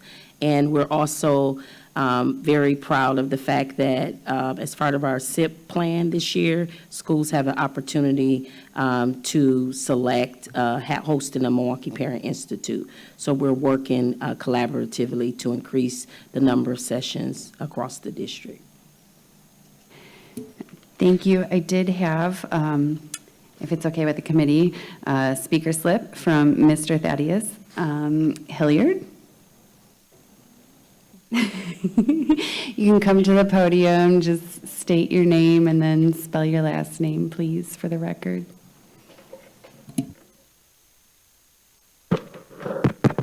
Yes. Hello, is it on? Yes. All right. Thaddeus Hilliard, Sr., last name Hilliard. The proud father of Thaddeus Hilliard, Jr., who's on the stage here. I just want to say thank you to everyone that's here this evening. Ophelia King, the members of the board, my apologies, Director O'Halloran, members of the board, Thaddeus Hilliard are speaking. That's right.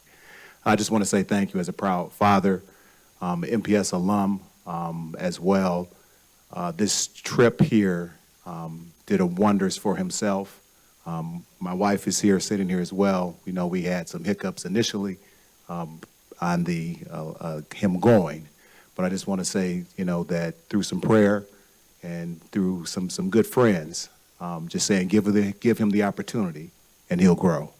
So I just want to say thank you. I'm very proud. My family's here. MPS proud of you. Way to go, Thaddeus. We love you. Or indifferent, and I'm yielding my mic. Thank you, Mr. Hilliard. All right, do we have any other committee members, or we can just end on that beautiful note for this item as well. So thank you, administration. Thank you to our students. And with that, Madam Secretary, next item, please.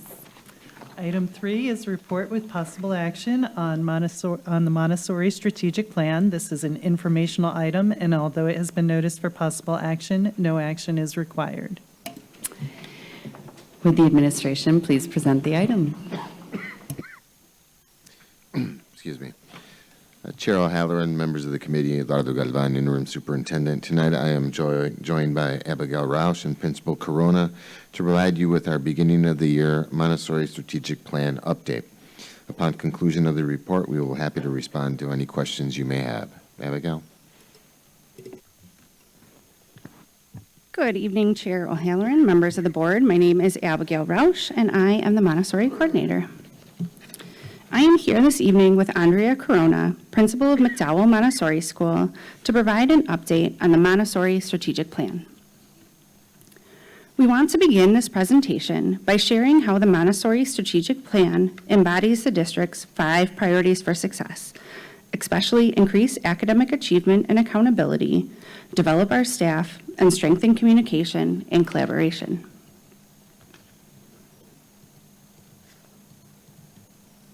The Ambitious Instruction Accelerating Learning Plan is the instructional framework for all schools and classrooms in MPS. We fulfill this expectation through utilizing the Montessori method, which is based on the philosophy that children reach their fullest potential through multi-age interactions in an inquisitive, cooperative, and engaging atmosphere through self-directed activity and hands-on learning using unique materials. In addition, the 10 elements outlined in the district's academic standard of care are embedded in the Montessori philosophy. Chair O'Halloran, members of the committee, Andrea Corona, principal of McDowell Montessori School. Tonight, we wanted to update the board on the progress of the Montessori strategic plan. We are creating structures to support the Montessori model, removing barriers and providing targeted support to help teachers implement Montessori with fidelity. These structures are being built with cohesion and intentionality. Work that we've completed since our last update includes: this past year, we celebrated 50 years of Montessori and MPS, the second oldest and largest public Montessori system, recognized internationally for our quality of implementation. In February, we held an event honoring our history, highlighting the present, and looking ahead to the future. Working with the Department of Research, Assessment, and Data, we've implemented the Montessori 3-year grading cycle in Infinite Campus, the district's record-keeping system. After nearly a decade of work on this, we've made the district system more Montessori-friendly, creating a report card that simplifies communication with parents. This system aligns with Montessori principles, giving students 3 years to master the concepts within their grade band. Last year, we facilitated the Montessori Advisory Committee meetings and invite families, staff, and the community to join us again this year. Please watch for announcements on meeting dates and locations as we continue to nurture Montessori and MPS. To kick off this school year, we provided Montessori-specific professional development for principals, new teachers, and current staff, ensuring that they have the skills to implement Montessori effectively. We utilize this dedicated time to address our unique needs. In support of Riley Dual Language Montessori School, we have finalized the development of intentional language implementation in collaboration with the bilingual department for the primary grades. After extensive work sessions, the bilingual and Montessori team identified the essential elements of dual language instruction, such as supporting oral language or oracy, and adapted these to fit the Montessori framework. We created 9 lesson cycles in both Spanish and English, along with Montessori-style materials like picture books, 3-part cars, and contrastive analysis work with the movable alphabet. All materials feature images of Riley's staff and students. Erica Wolf, the Montessori planning assistant, played a crucial role in turning these ideas into practical resources. We are implementing this curriculum fully this year. For the 5th year, we also hosted Montessori-specific summer school for K-3 through 8th grade using our in-house developed curriculum plan aligned with traditional summer school standards. Montessori Summer School helps reinforce skills while maintaining continuity for children who have only experienced Montessori education, avoiding the confusion of transitioning to a traditional classroom during the summer. For work that is currently happening starting this September, we have been able to hold our monthly Montessori principal meetings, which allow us to continue collaboration across the district. Teacher work sessions are scheduled throughout the year to ensure consistency in grading and to develop the secondary Phase 3 curriculum. Prior to the strategic plan, Montessori teachers had to manage district requirements independently. To enhance consistency across all Montessori classrooms, we are now able to provide structured support and systematized practices to ensure consistent implementation throughout the district. With the Montessori credentialing program successfully established, we are now focused on supporting program design, delivery, and evaluation, scheduling student teaching and observations, and maintaining facilities. We also collaborate with accredited Montessori institutions to align with best practices and ensure program integrity, while assisting adult learners in completing the program. We are systematizing the creation of handmade Montessori materials, which make up about 25% of classroom resources. This has previously been a burden on teachers who needed to create these materials on their own cost and time. Since these materials aren't available for purchase, we're working to develop and duplicate them in-house. Our goal is to ensure that every Montessori classroom meets a minimum standard of materials, giving all students equal access to the curriculum. This is a long-term project led by Montessori planning assistant Erica Wolf, and you'll hear more about it in future reports. The strategic plan dictates that Montessori materials be replenished during district textbook adoption cycles using adoption funds, as we are currently doing for mathematics. Instead of a blanket purchase, we tailored the orders to specific classroom needs. Materials were then purchased for each grade band, with each order unpacked and distributed to the appropriate classroom. Teachers then need to assemble and set up these materials. By the fall of 2025, teachers will be ready to use the new materials, including handmade math materials specific to Montessori. Similar to the work completed at the primary level, we are working to create Montessori-inspired second step lessons, which involves developing a unified lower elementary curriculum. Instead of a separate digital curricula for each grade, we are creating a single set of lessons for the combined grade band. We're working with the Office of Violence Prevention to analyze and design these lessons, create materials, and provide teacher training. Additionally, we're collaborating with the Department of Research, Assessment, and Data to integrate these lessons into the grade book for record keeping. This project exemplifies how we align district mandates with Montessori principles by working with various departments to best meet students' needs. Research indicates that the quality of teacher interaction is the foremost predictor of children's outcomes. A challenge for Montessori schools is having credentialed teachers. Since 1989, this district has committed significantly to credentialing more Montessori teachers.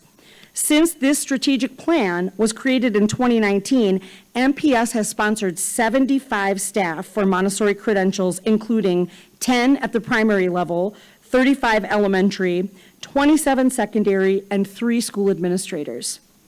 Currently, 1/3 of our staff in Montessori buildings is in a Montessori credentialing program. The district is currently hosting 2 in-person Montessori credentialing programs on site. Montessori Training Center Northeast is providing elementary teacher credentialing for 15 adult learners to teach grades 1 through 6. This 18-month program began January 10th, 2024, and will complete in May of 2025. Cincinnati Montessori Secondary Teacher Education Program is providing credentialing courses for teachers of grades 7 through 12. This program began January 28th of 2024 and will complete in September of 2025. We've hosted 35 learners from around the country here at Craig Montessori during their in-person courses in July. In addition to those 2 opportunities, we have 12 staff members currently in other Montessori credentialing courses. To support this in-person credentialing, last year we were able to open the space at Grant Gordon Learning Center to serve as a hub for Montessori resources. It includes areas for making materials, a model classroom, and a teacher supply closet. Following 2 different floods, the space will officially reopen in September, on September 27th, for district-wide Montessori professional development and material making sessions. Even with all the staff and credentialing programs, we still currently have 2 lower elementary teacher vacancies and 2 assistant principal vacancies. Chair O'Halloran, members of the board, Abigail Rausch, Montessori coordinator. Montessori education features lessons and materials developed with a comprehensive program from birth to adulthood in mind. Dr. Montessori meticulously crafted this curriculum, resulting in a highly rational, coherent, and relevant educational approach. The consistent set of lessons and materials ensures stability across authentic Montessori schools, connecting knowledge both across subjects and throughout that child's life. Research shows that people of all ages learn better when their learning is interconnected. Montessori lessons are designed to weave knowledge together, helping children see connections within the curriculum and to the world beyond the classroom. Since 2022, we've been developing a structure for Montessori secondary education, grades 7 through 12.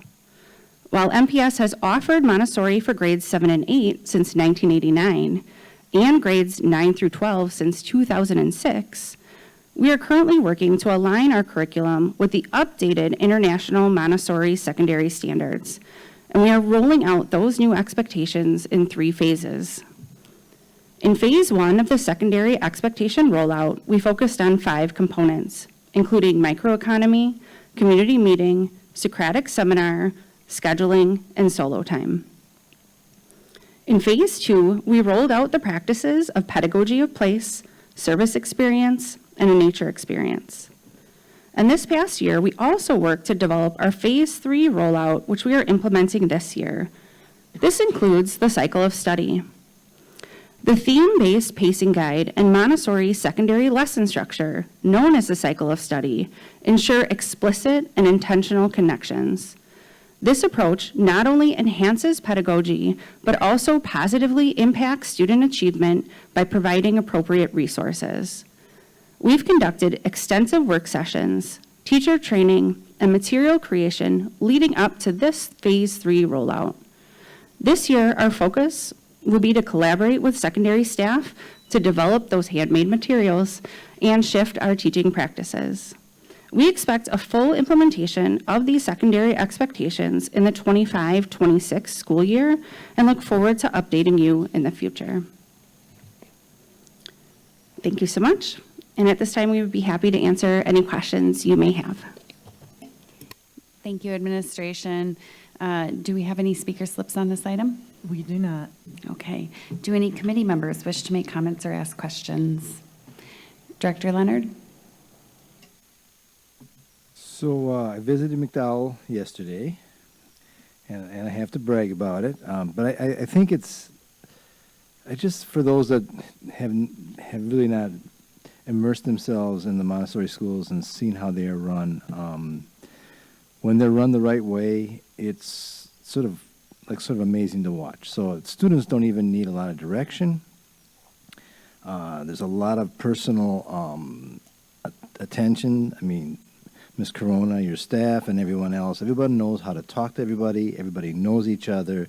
And the students get it. They know what has to be done. And I think that sometimes we assume, well, it's Montessori, so that's why they just like to say that's why it works. But that's not really it. I know over the years how much work it has taken to make that happen. So I just congratulate you, and I want to just sort of speak to that. And then I'm going to ask the same question I ask every year, and you've sort of answered it in many ways, but what do you need more than anything else to fulfill that full program for the Montessori schools? Administration? Donald Russian? Chair O'Halloran, Director Leonard, I guess with any program, regardless of Montessori, bilingual, whatever, we need more equitable funding from the state and from the government so that we can continue to grow these programs and fund them as they should be, beginning with special education funding. So those are things that we need. Montessori, and specifically to some of our, well, Riley and bilingual Montessori, we need to continue to have people that are interested in becoming Montessori teachers with that bilingual credential. Any Montessori programs that are available, or people that want to or have interest in that, we need them like anywhere else. We need teachers, we need people that want to do that work with our students. So in general, those are things that we need. Chair O'Halloran, Director Leonard, I can't articulate really the power that has come out of this strategic plan and what kind of in-depth look at our pedagogy, our curriculum that we've really done. We're building equitable practices across schools, across classrooms, and creating that equitable opportunity for children to have access to the curriculum, and it's powerful. So I think what we need more than anything is for you to continue to believe in and support the work that we're doing, because as we come through our next board report, you're going to see that the outcomes are a result of the investment that you've made in this program. And I'm the proud principal of two of those fantastic youth apprenticeship students that were speaking to you earlier. Those kinds of outcomes come through building strong communities where we deeply care about each other and we care about the outcomes for students. Montessori is truly a beautiful way to be educated, and if you haven't experienced it, come on, you can, like Director Leonard did yesterday, join me for lunch duty anytime. Thank you, administration, and thank you for this very thorough and detailed report. It's really, it shows how much work and dedication is going into implementing Montessori education in MPS with fidelity and integrity, and thank you so much. Director Zombor, Jackson, okay. Didn't want to rush off if we had any more committee members who had comments or questions. With that, I will ask Madam Secretary, what's the next item, please? Item 4 is report with possible action on ESSER-funded tutoring. This is an informational item, and although it has been noticed for possible action, no action is required. Thank you. Would the administration please present the item? Chair O'Halloran, excuse me, and members of the committee, Eduardo Galvan, Interim Superintendent. At the request of the committee tonight, we provide you with an overview of the ESSER-funded tutoring provided to students. This report will be delivered by Natalie Anderson and Rebecca Alt to include the RFP process, types of tutoring, and the evaluation process. We look forward to your questions following the presentation. Ms. Anderson. Good evening, Chair O'Halloran, members of the committee. I'm Natalie Anderson, Manager of Extended Learning Opportunities in the Department of College and Career Readiness. And I have with me Rebecca Alt, Research Analyst in the Department of Research, Assessment, and Data. Tonight, we'll give you a preliminary overview of the impact of ESSER-funded tutoring, specifically the impact of tutoring provided during the school day by our vendors during year 2. Tutoring has a direct impact on student achievement and graduation within the strategic plan, as we seek to support students' individual academic needs and it aligns with increased academic and achievement and accountability within the 5 priorities for success. The tutoring project was developed to mitigate potential learning loss as a result of the COVID-19 pandemic. The primary goal, to provide short-term targeted academic support to accelerate learning of our students. Research suggests an effective way to mitigate learning loss is through direct tutoring. During the inception of this project, we reviewed several successful tutoring models. In these models, the greatest impact was seen as high-dose tutoring during the school day for students in K-3 in the content area of reading and students grades 9 through 12 in the area of math. Through the request for proposals process, we searched for vendors to provide tutoring in these areas who met best practices repeatedly found in research. Vendors had to be able to provide high-dose tutoring, which is considered a minimum of 2 sessions a week for at least 20 to 30 minutes, provide individualized curriculum that aligns with state standards, as we wanted to accelerate students' growth based upon their needs, have instructional practices which are based on research, and had the capacity to provide tutoring during the school day in an individual or group format. These strategies directly align with the U.S. Department of Education's recommendations. 7 vendors were initially able to meet these needs. We continue with 6 vendors during year 2. In year 2, we were able to expand the scope of work to provide support for students K through 12 in both reading and in math. 1 vendor focused on reading, while the others provided instruction in both math and reading. Schools interested in hosting tutoring self-selected by completing an interest survey. We hosted a district kickoff to review the expectations and framework provided by the district. Schools had the autonomy to select their vendors and tutoring format, be it individual or small group. In year 2, we found need to implement more effective systems as in data collection and qual tracks. Tonight, we'll share preliminary findings on the effectiveness of the tutoring in the school format. Of course, as with most programs, as we develop, we learn different practices that we needed to refine. You'll find in the Qualtrics information, we was better to keep track of data, student management, and then we also implemented new practices with the schools. We have a lot of questions that we're still researching, and we'll be coming back in the spring with more information as ARR do their research evaluation. With that, I'm going to turn it over to Rebecca Ault to go over some of the findings.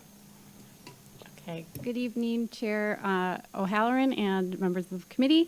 I'm Rebecca Ault, Research Analyst with MPS. So as Natalie mentioned, I'm going to walk you through the findings of this preliminary analysis that we did on the in-school tutoring services. So when ELO approached us about conducting this analysis, they wanted us to look at 3 main areas. The first was just in general, do we notice any significant impacts on student outcomes that for students who participated in the services this past school year.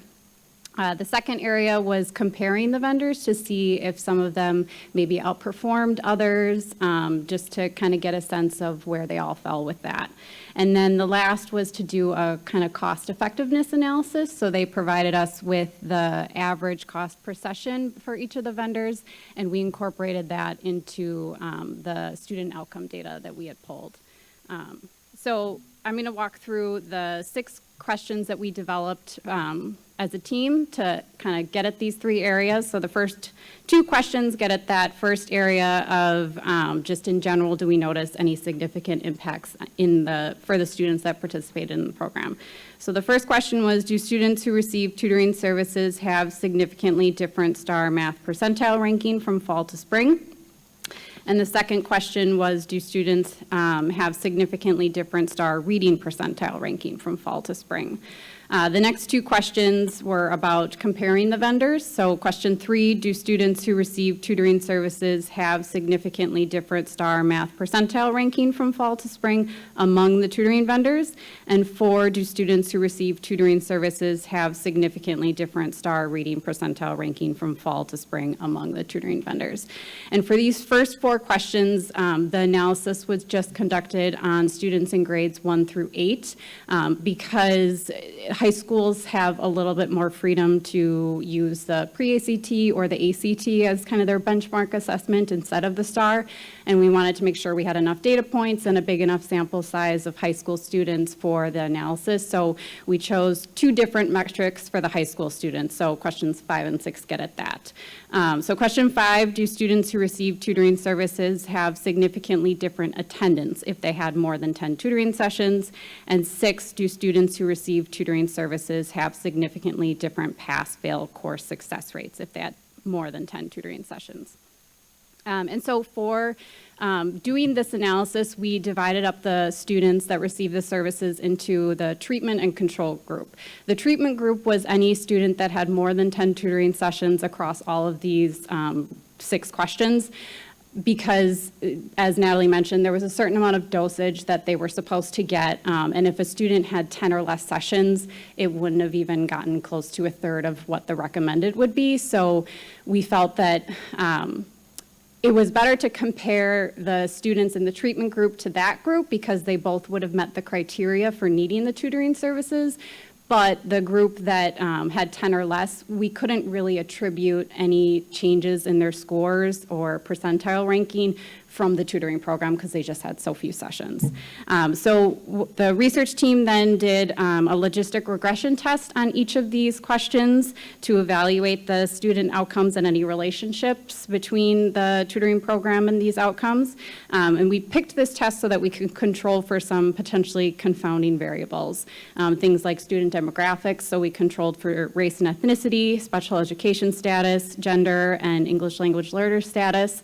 And then we also wanted to control for after-school tutoring, since some of the students did participate in both of those, and we didn't want that to be affecting any of the results that we found. So for the first 2 questions, just looking at in general, regardless of the vendor that was used, do we notice any impacts on the student STAR outcomes? And we did find that for both the reading and the math, there was a significant effect for the reading. For math, it wasn't quite as significant, but it still was in the positive direction. And for those 2 tests specifically, we did control for the vendor to see if the vendor was playing a role. If the vendor wasn't playing a role, we probably wouldn't have had to go through questions 3 and 4, but it was playing a role when we did those tests. So then we moved on to answering questions 3 and 4. So this first graph that's displaying the math results comparing the vendors. So this x-axis is kind of the line of no significant relationship. And then above it, the vendors that are falling above that x-axis line are the ones that had a positive significant effect on the student STAR outcomes, and the ones below are the ones that was actually kind of the opposite effect that we didn't really expect to see. And then vendor 3, just no significant effects on that. For the next one, for reading, so in this case, there was 3 vendors that had positive significant effects on students' outcomes from fall to spring in the STAR reading test. 1 vendor was falling right on that x-axis, so there wasn't any significant relationship. And then 5 and 6 are again falling below that x-axis line. And then for the high school outcomes, we did notice that we didn't do this comparing the vendors for the high school outcomes, but just in general, did tutoring help with attendance rates and course passing rates? And we did find for both of those that it did positively impact and significantly impact their attendance rates and their course passing rates. They were much more likely to pass their ELA and math courses, and they had higher attendance rates than their district peers in high school. So next we did the cost effectiveness analysis, and this was again just on the STAR outcomes because that's the only one that we did comparing the vendors. So we incorporated the cost into those STAR outcomes and divided it up into these 4 quadrants. So vendors 2 and 4 are falling in this low cost, high effectiveness for math.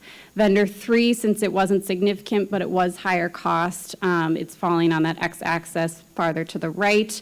Vendor 6 is falling under this high cost, low effectiveness quadrant, and 5 under low cost, low effectiveness for math. And then for reading, vendor 2 is again falling under this low cost, high effectiveness quadrant. Vendor 4 was not significant, but it was lower cost, so it's a little bit farther to the left. Vendors 3 and vendor 1 are falling under this high cost, high effectiveness. Vendor 6, high cost, low effectiveness, and vendor 5, low cost, low effectiveness. So some limitations of our evaluation, as Natalie mentioned, this is preliminary. We only focused on in-school tutoring, and AIR will be looking into some additional areas and providing a more comprehensive report on their findings later this school year. Some other things that we didn't look into, mainly because we couldn't really, it wasn't things that we were collecting actively, but things like the quality of the tutoring, that could have affected the quality of the tutoring program, like the background and experience level of the tutors. We just didn't have that information at the time when we were running these analyses. And then some school level characteristics that could have just impacted how the program was implemented. As you know, all schools are different and you can experience different challenges when you're trying to implement a program.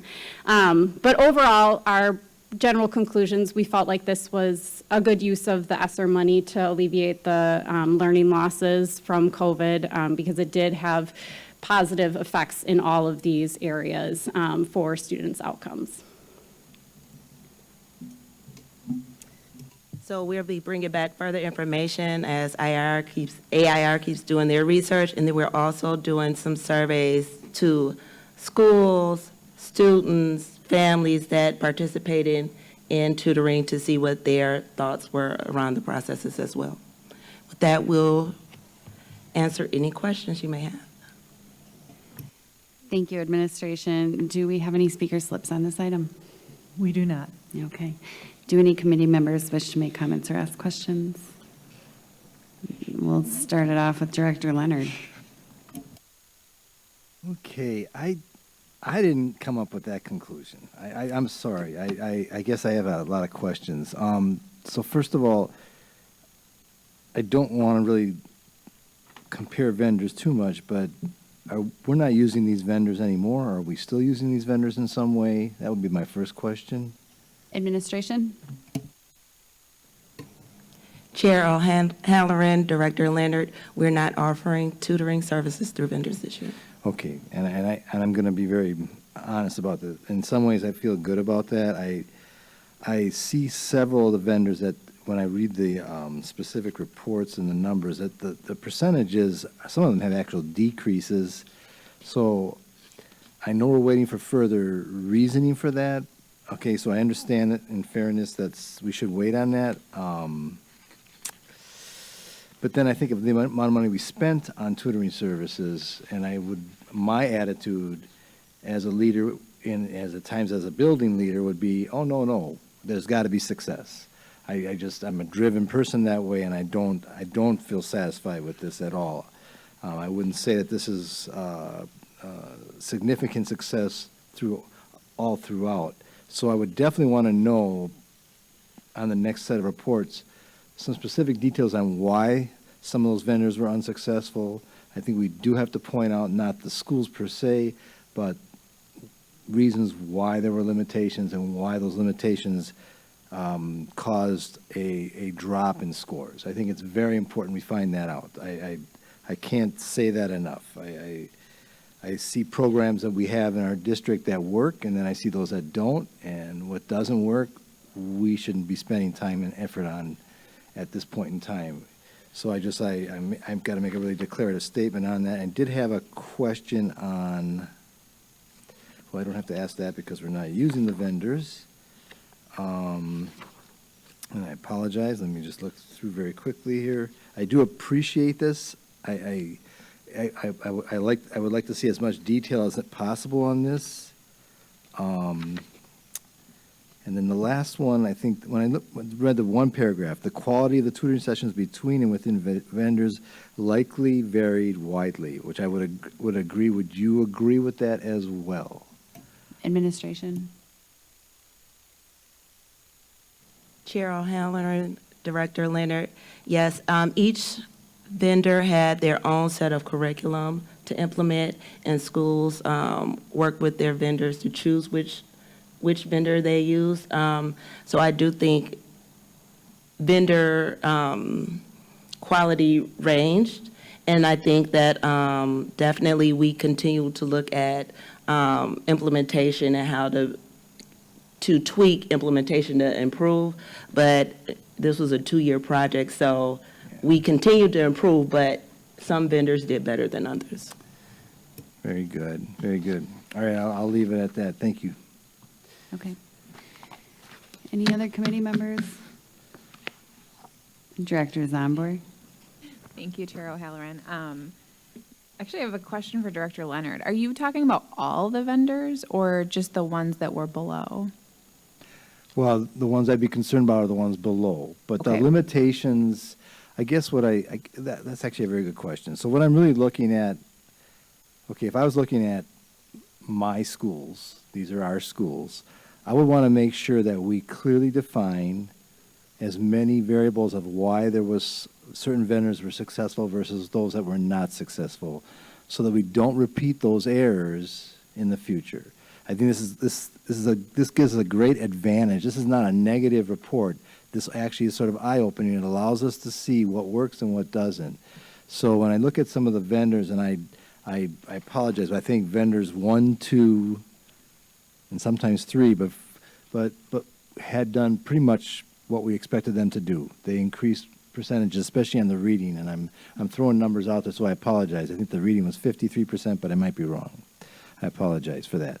But that's really what I'm saying. I'm not saying that every vendor did poorly, but I think we have to see why. That we have to answer that question why. So from a scientific viewpoint, yeah, we need to know because, hey, we are under the gun. We are under the gun to significantly improve our reading scores and math scores and our students' competency. And to do that, we got to make sure we take this job extremely seriously, at least from an educator's viewpoint. I hope that answered your question. Director Zomborg? Okay, sorry. Yeah.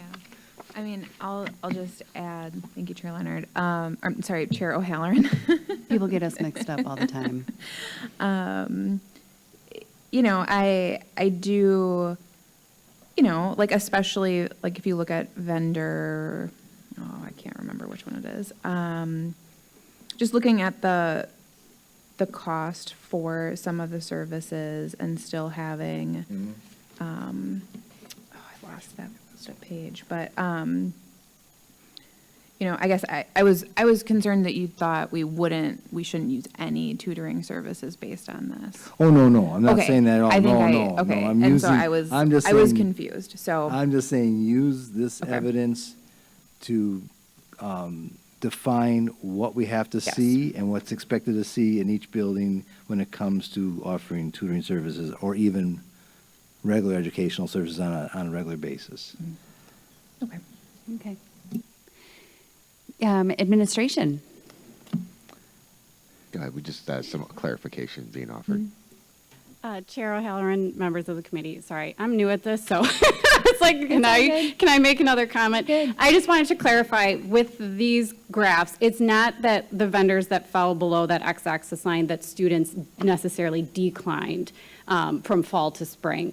The way that you would technically interpret this is it's in odds ratio, so it's likelihoods of increasing, and we set a specific percentile rank change based off of historical data in the district, just looking at how the students grew from fall to spring to kind of figure out what would be an average growth that's beyond what is typical.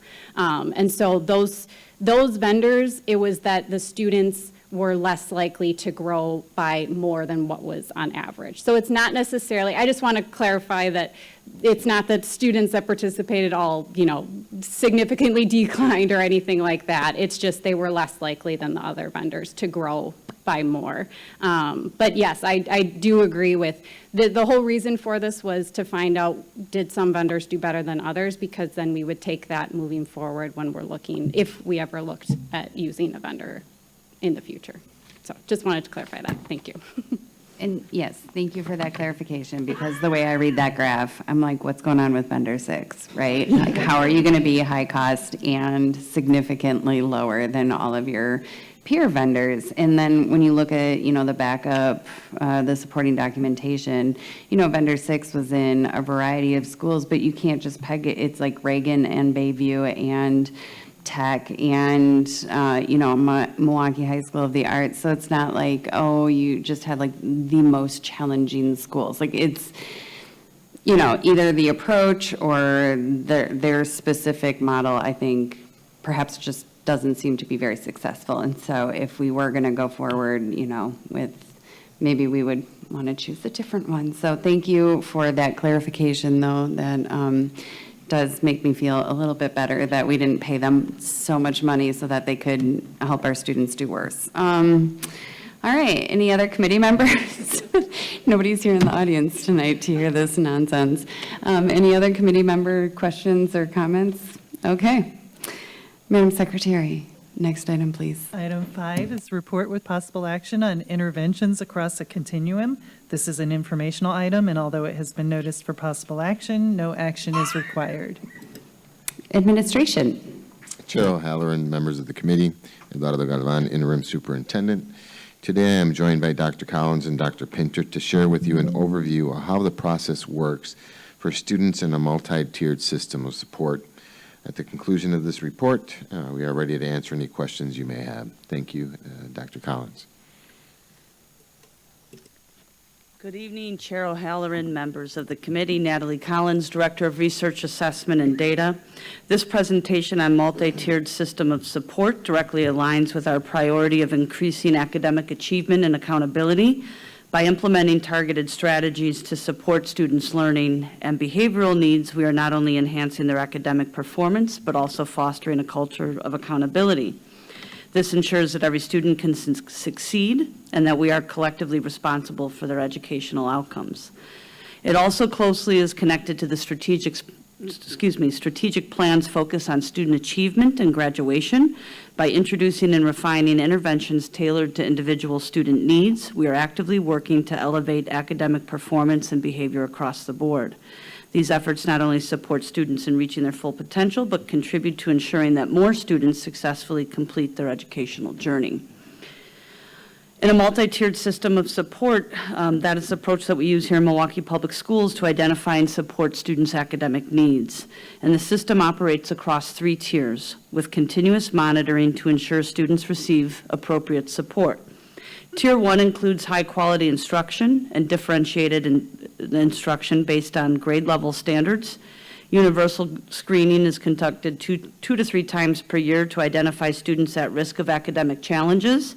And additionally, the Students' Ambitious Instruction Framework, focusing on academic engagement, formative practices, and explicit instruction, drives our Tier 1 efforts. Tier 2 includes more targeted support. Students identified through screening receive additional targeted interventions in specific skills alongside Tier 1 instruction. And interventions are either teacher-led or a combination of either teacher-led and computer-based programs.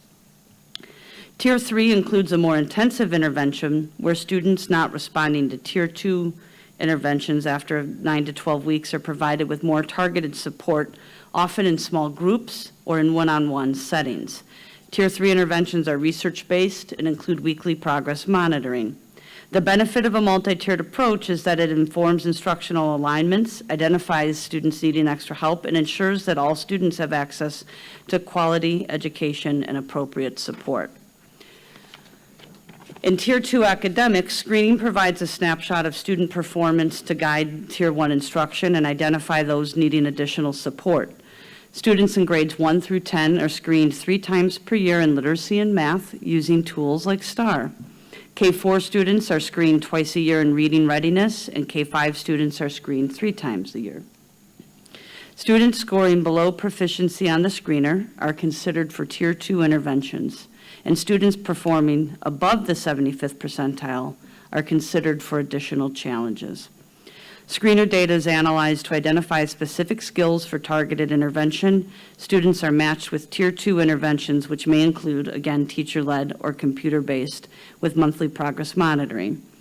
These Tier 2 interventions involve at least 50 minutes of weekly support with sessions 2 to 3 times per week. Regular data collection and progress monitoring are conducted to assess student growth and adjust intervention as needed. Data from screening, interventions, and overall student performance are reviewed to determine necessary adjustments. This slide shows you some data related to Tier 2 academic interventions, and it shows the number of students not on target on the fall 2023 Universal Screener, the number of students with academic goals documented last school year, and the number of students with progress monitoring within that year. The data shows that the number of goals entered and the progress monitoring that occurred is less than the number of students who were not on target on the screener. Every student identified to receive a Tier 2 intervention should have a goal documented in the intervention log in our student information system. There's a few factors that could have contributed to these discrepancies. Focusing on Tier 1 instruction based on the needs of the students.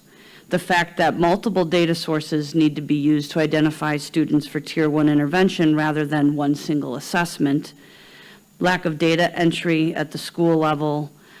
Communication on protocols or confusion about expectations, and staff capacity in schools to support interventions. There are several action steps being taken to improve our supports for staff and students relative to Tier 2. The first is conducting a comprehensive analysis of Tier 1 instructional practices to ensure their fidelity and alignment with evidence-based strategies. This is happening through the utilization of the professional walkthrough tool to assess the 3 levers of ambitious instruction across district classrooms, and consistently comparing walkthrough data with screening results and collaborating with the ambitious instruction team in the Department of Curriculum and Instruction to share findings to drive continuous improvement at Tier 1. Also providing targeted hands-on professional development and coaching to enhance instructional practices aligned with ambitious instruction. We've heard recently about the placement of coaches specifically in classrooms supporting new teachers. Enhancing collaboration between the staff in my department of research assessment and data and ambitious instruction by creating regular opportunities for joint planning and discussion to help better connect student performance data with instructional practices and enabling more targeted and effective professional development and plans for intervention. We're also looking at assessing the implementation and impact of Tier 2 interventions on student outcomes, expanding the academic interventions team to evaluate the effectiveness of these interventions, and develop systems to address gaps we see in implementation. Our school improvement plans are a key action step in enhancing instruction and implementing effective academic interventions. By focusing on these data-driven strategies, these plans help us improve our practices and provide targeted support to ultimately boost student achievement. My last comment on this is the implementation of Wisconsin's new Act 20 plays a pivotal role in our need to support students' literacy development by establishing clear guidelines. By focusing on early interventions and providing resources for educators to enhance their literacy teaching strategies, Act 20 ensures that students receive the foundational skills needed to become proficient readers and succeed academically. Chair O'Halloran, members of the committee, Travis Pinter, Senior Director of Specialized Services. When academic interventions, such as those mentioned by Dr. Collins, fail to elicit enough progress through the tiers, we're often led to the referral stage for a special education evaluation for academic concerns. I'd like to move on to behavioral interventions in particular. There are several resources available in our buildings, including the school psychologist, social worker, PBIS coach, trauma support specialist, and special education PSTs.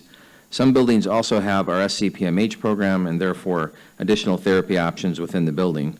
In addition, we have teletherapy options available to students and families.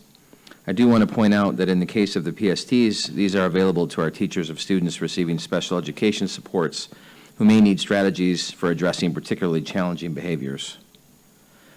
The types of behavioral interventions occurring at Tier 3 include wraparound, Renew, which is a kind of life mapping strategy, individualized therapy, and the development of a functional behavioral assessment and behavioral intervention plan, which essentially attempts to get to the root cause of the behavior and posit replacement behaviors that are more acceptable than the undesirable behaviors that have warranted the intervention. All of these have a research base and are shown to be effective. In the case they are delivered with fidelity but still ineffective, a special education referral is often considered at this point. Here we've collected some data since 2022, since that really is a good marker of when strategies and interventions procured and promoted through ESSER began implementation. You'll see that psychologists, social workers, and trauma support specialists alone have made more than 65,000 notes in our student PLP contact logs. These have been comprised largely of individual or group counseling notes, where we have over 10,000, SEL or behavioral notes of more than 37,000, and special education-related notes totaling nearly 9,000 in number. I'd like to make note of the last 3 rows in particular, where the ESSER strategies I just mentioned have really begun to take hold. Referrals to community mental health agencies, which includes SCPMH in addition to other outside agencies, have totaled more than 1,300 since 2022. The use of dialectical behavioral therapy and cognitive behavioral therapy for trauma, both evidence-based modalities for which our support staff have now been trained to deliver, have already been used close to 400 times each, as you can see. That concludes our presentation on interventions across the continuum. Dr. Collins and I are happy to take any questions you may have. Thank you. Thank you, administration. Do we have any speaker slips on this item, Madam Secretary? We do not. Okay. Do committee members wish to make comments or ask questions? Director Leonard. So I'll start from the back of the presentation. Is that, so the community mental health referrals, that group right there, those 3 different aspects, has that increased because of our extra dollars that we were able to actually put more interventions in place? Am I understanding that correctly? Administration. Director Leonard, Chair O'Halloran, members of the committee, Travis Pinter, Senior Director of Specialized Services. You mentioned 3, so I just want to be clear, the 3 that are circled. Correct. The community mental health referral, they're all distinct. So those 1,375 are unique to just referrals to outside agencies. I would say that they have increased since ESSER, and the fact that you'll recall we increased SCPMH by 50% in our schools, but that has held. So that's not something we expect to go away. We actually expect to be able to increase service because we've been able to maintain through other grant funding those buildings. So we're at 40 and counting in terms of where we have SCPMH. So in that sense, I'd expect that to be, and similarly, when we look at the DBT and CBIT's actual evidence-based methods that our psychologists, social workers are working with students, that again, we built a model where we could train in-house and continue to train in-house, and so that will only increase. So it was started in ESSER, but we expect to maintain it. Very good, very good. And then I see that you're going to, Ms. Collins, you brought up the disparities on that Tier 2 academic interventions. So looking at the blue, and then you look at the numbers don't match up. I guess my only question is, and I heard what the things you're going to be putting in place. I like that. I think that would really be successful. But how will we as a board know if those discrepancies are corrected? Because that is something that has to happen, if I'm assuming, from building to building. Administration. Director Leonard, Chair O'Halloran, members of the committee, Natalie Collins, Director of Research Assessment and Data. This is going to be one of the key focuses of a cross-departmental team. It's been the work of mostly maybe 1 or 2 people, and we're growing the team, and their objective is to audit the implementation and the effectiveness of the interventions that we're doing, so that we can get at supporting kids and then evaluating what is the effectiveness of what we're doing. So we're bringing in research, we're bringing in the ambitious instruction team, we're bringing in members of the assessment department, so we can see if we can close the gaps, if we can close the gaps there and those discrepancies. Director Leonard, any follow-up? Just the last question, and then that would be shown to us, like, when do you think we could see those results? I mean, it's going to be obviously later in the year, but Administration? Director Leonard, Chair O'Halloran, members of the committee, Natalie Collins, Director of Research Assessment and Data. This team will be meeting at the end of September, and we're going to be meeting regularly. My concern with impact is needing that team to kind of evaluate where we're at and where we need to go and have time to plan and do that. So I also don't want to make too many changes when the school year is already kicked off. So we're going to look at what the low-hanging fruit are that we can handle to start making changes to support students, with the idea that we would probably have a revised multi-tier system of support and processes ready to kick off for next school year. thank you. Thank you. Thank you. Any other committee members? Questions, comments? All right. Thank you, administration. Madam Secretary, next item, please. Item 7 is report with possible action on ambitious instruction. This is an informational item, and although it has been noticed for possible action, no action is required. Would the administration please present the item? Chair O'Halloran, members of the committee, Eduardo Galvan, interim superintendent. The item before you tonight is a report on our ambitious instruction plan. With me is Dr. Felicia Sappel to share this report, and following that, we will be prepared to answer questions you may have.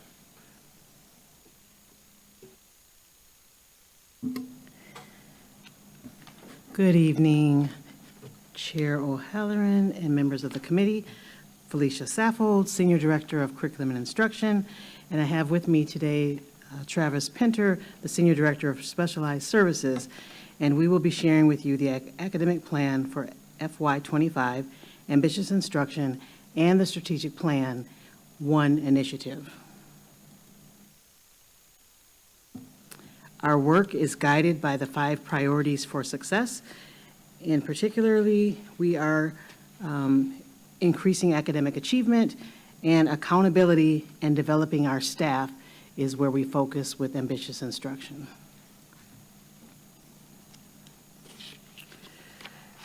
Our focus in MPS for the last few years has been on ambitious instruction.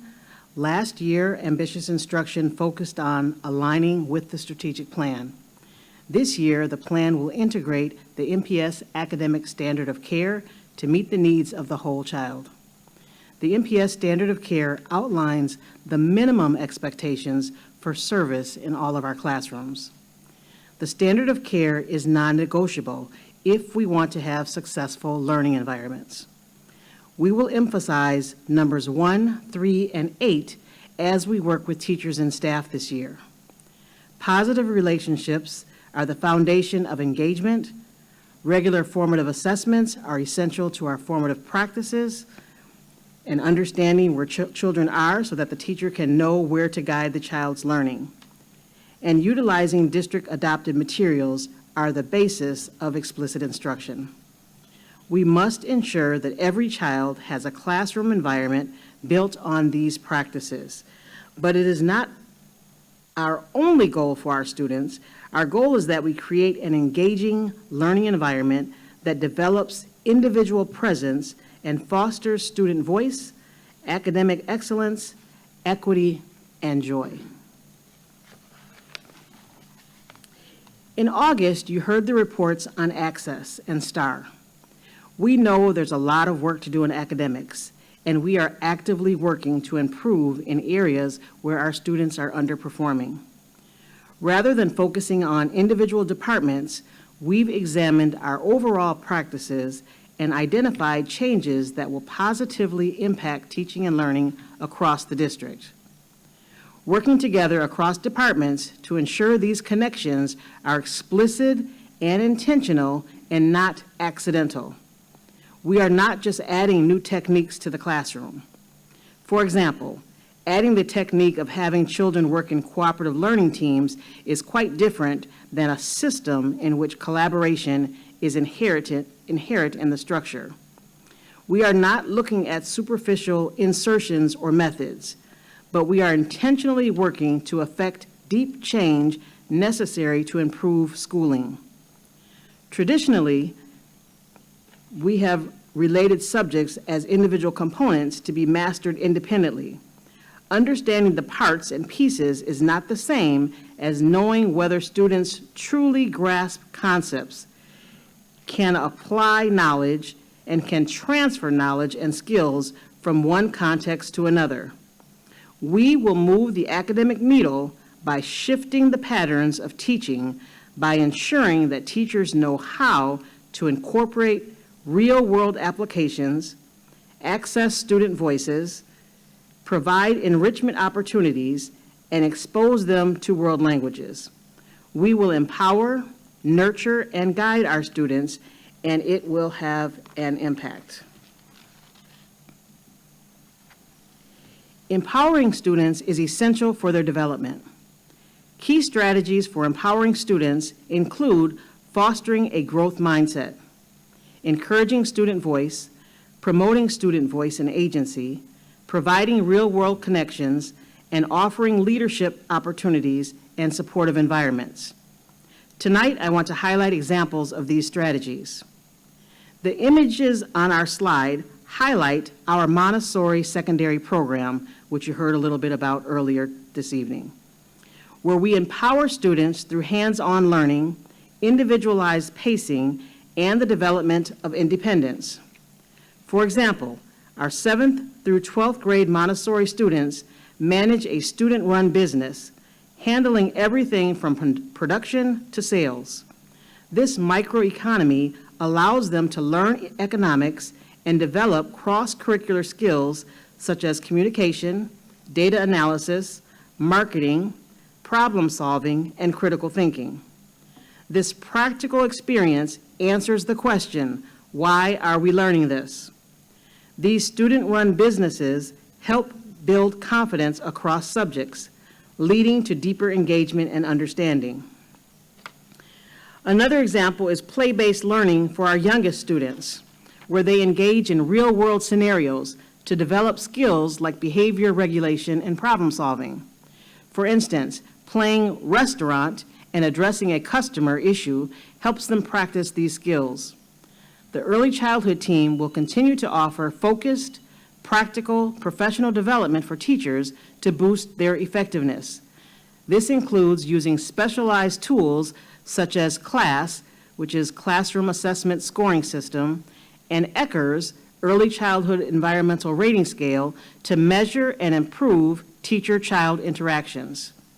Play-based learning ensures intentional, relevant, and authentic experiences that help students master educational standards.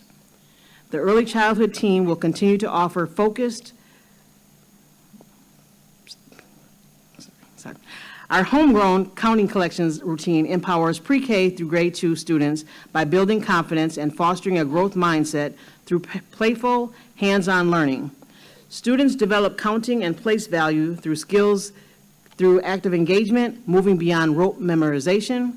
This approach shows that play and academic learning naturally complement each other, blending joy with essential skill building. Similarly, we are equipping teachers with digital tools to achieve learning goals and empowering students to demonstrate their ability to use technology to solve real-world problems. For example, when students create informational videos or public service announcements, they are demonstrating the Wisconsin Information and Technology Standards. Tonight, I shared only a few examples of how the Office of Academics is developing structures to foster cohesion. We are intentionally offering guidance and professional development to all MPS teachers to help them recognize diverse learning styles and incorporate real-world examples, empowering students to reach their full potential. And now I'll hand it over to Dr. Pinter to discuss how nurturing impacts our work with students. Chair O'Halloran, members of the committee, Travis Pinter, Senior Director of Specialized Services. I'm going to briefly address the strategic plan as it pertains to emotional safety and a supportive educational environment. You'll recall that the plan has a goal that students will feel emotionally and physically safe in school. This year, between PBIS, violence prevention, and student services, we've introduced 5 components of school climate to help frame this work. Relationships and community, where relationship building and a strong sense of welcoming is prioritized. Next, expectations and procedures are built around predictable routines and balanced community needs. We're also promoting the evidence of shared decision-making between staff, students, family, and community. An emphasis on skill development in this context means we are cultivating student strengths to participate as members in their school community and prioritizing the empowering of students to develop and maintain their own wellness. Next are accountability systems, which recognize the importance of holding oneself accountable as well as holding others accountable. And lastly, systems of acknowledgement, where we emphasize celebrating successes of individuals in the group and creating an environment that promotes joy. So how do we promote this, and maybe most importantly, how do we measure it?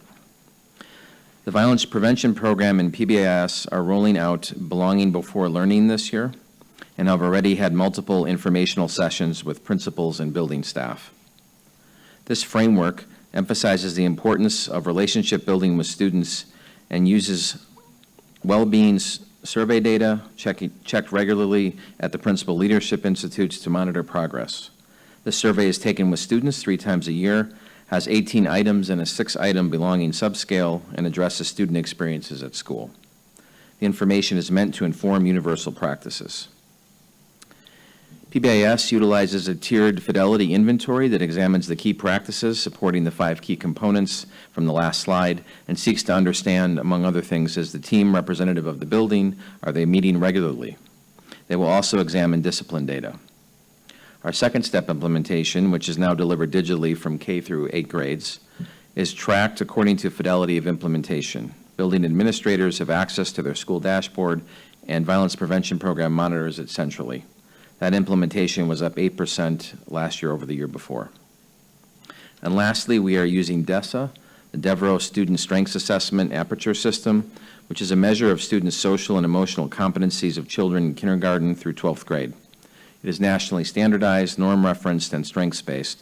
It is a digital assessment done through an online platform. It's a tool to help MPS support staff to determine the specific SEL areas for which students are in need of instruction, to guide more targeted intervention, and to understand the specific social and emotional strengths of students. Results on the right demonstrate significant progress from students in SEL programming that were measured using the DESA. The blue indicates typical skills in SEL areas, and the red indicates the need for intervention to improve SEL skills. You'll note that 21% of students measured between 22-23 and 23-24 improved from need for intervention to typical.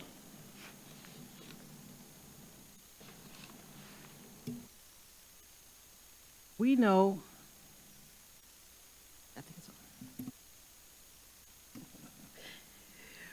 we have to be intentional about guiding this work for transformation to happen in our classrooms.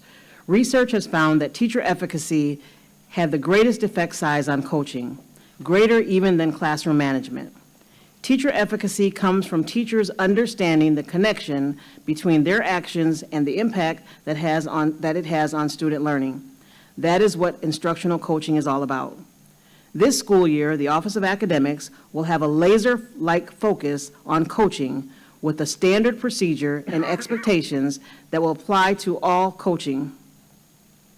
Previously, there were many approaches to coaching. Now there is one.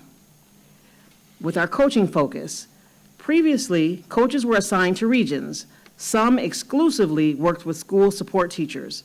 Now, they are all assigned to new educators to help them build a strong foundation and to have a good instructional start. School leaders can still request coaching support for any teacher, but our primary focus is on new educators, including new international teachers. We will also continue to focus on CSI and ATSI schools. Our coaching caseloads, previously coaches worked with any number of teachers from very few to too many. Now they will have a maximum caseload of 12 teachers at any given time. Approach to coaching. Previously, teams had different approaches to coaching depending on the coaching model used when a coach was hired. Now we will be using the guidance of the new Teacher Center and have a standard operating procedure that all coaches will receive training on. Frequency of coaching. Previously, a coach might visit a teacher once a week or once a month. Now, new educators with an assigned coach will meet with their coach at least 3 times a month. Coaching data. Previously, data was stored in a variety of ways: paper and pencil, spreadsheet, and now all coaches will report data in one system so we can study the effectiveness of coaching visits. Supervision meetings. Previously, supervisors determined their own schedule for meeting with coaches, which could be weekly to quarterly. Now coaches will meet once a week with their supervisors to receive feedback or discuss and share their coaching data. Coaching impact. Previously, our impact varied widely. Now we expect a much clearer, measurable impact. We will use our walkthrough tool, our CAO tracker data, and additional sources, such as our coaching logs, to triangulate. For example, if a school requests coaching support in using district-approved resources, the CAO tracker will indicate that coaching support happened at school Y for X amount of time. A coaching log will indicate what grade levels were worked with and more qualitative data around what was done. Example, lesson planning, curriculum guide reviewing, or modeling in the classroom. The walkthrough tool would then, hopefully, indicate, when filtered appropriately, that grade band Z and school Y saw an increase in the percentage of teachers meeting or exceeding expectations on the district walkthrough tool, especially explicit instruction, where item number 1 says is looking for the use of approved high-quality standards-based instructional materials over a period of time. The walkthrough tool would allow us to filter for grade band, subject area, school, and specific dates to more accurately pinpoint the impact.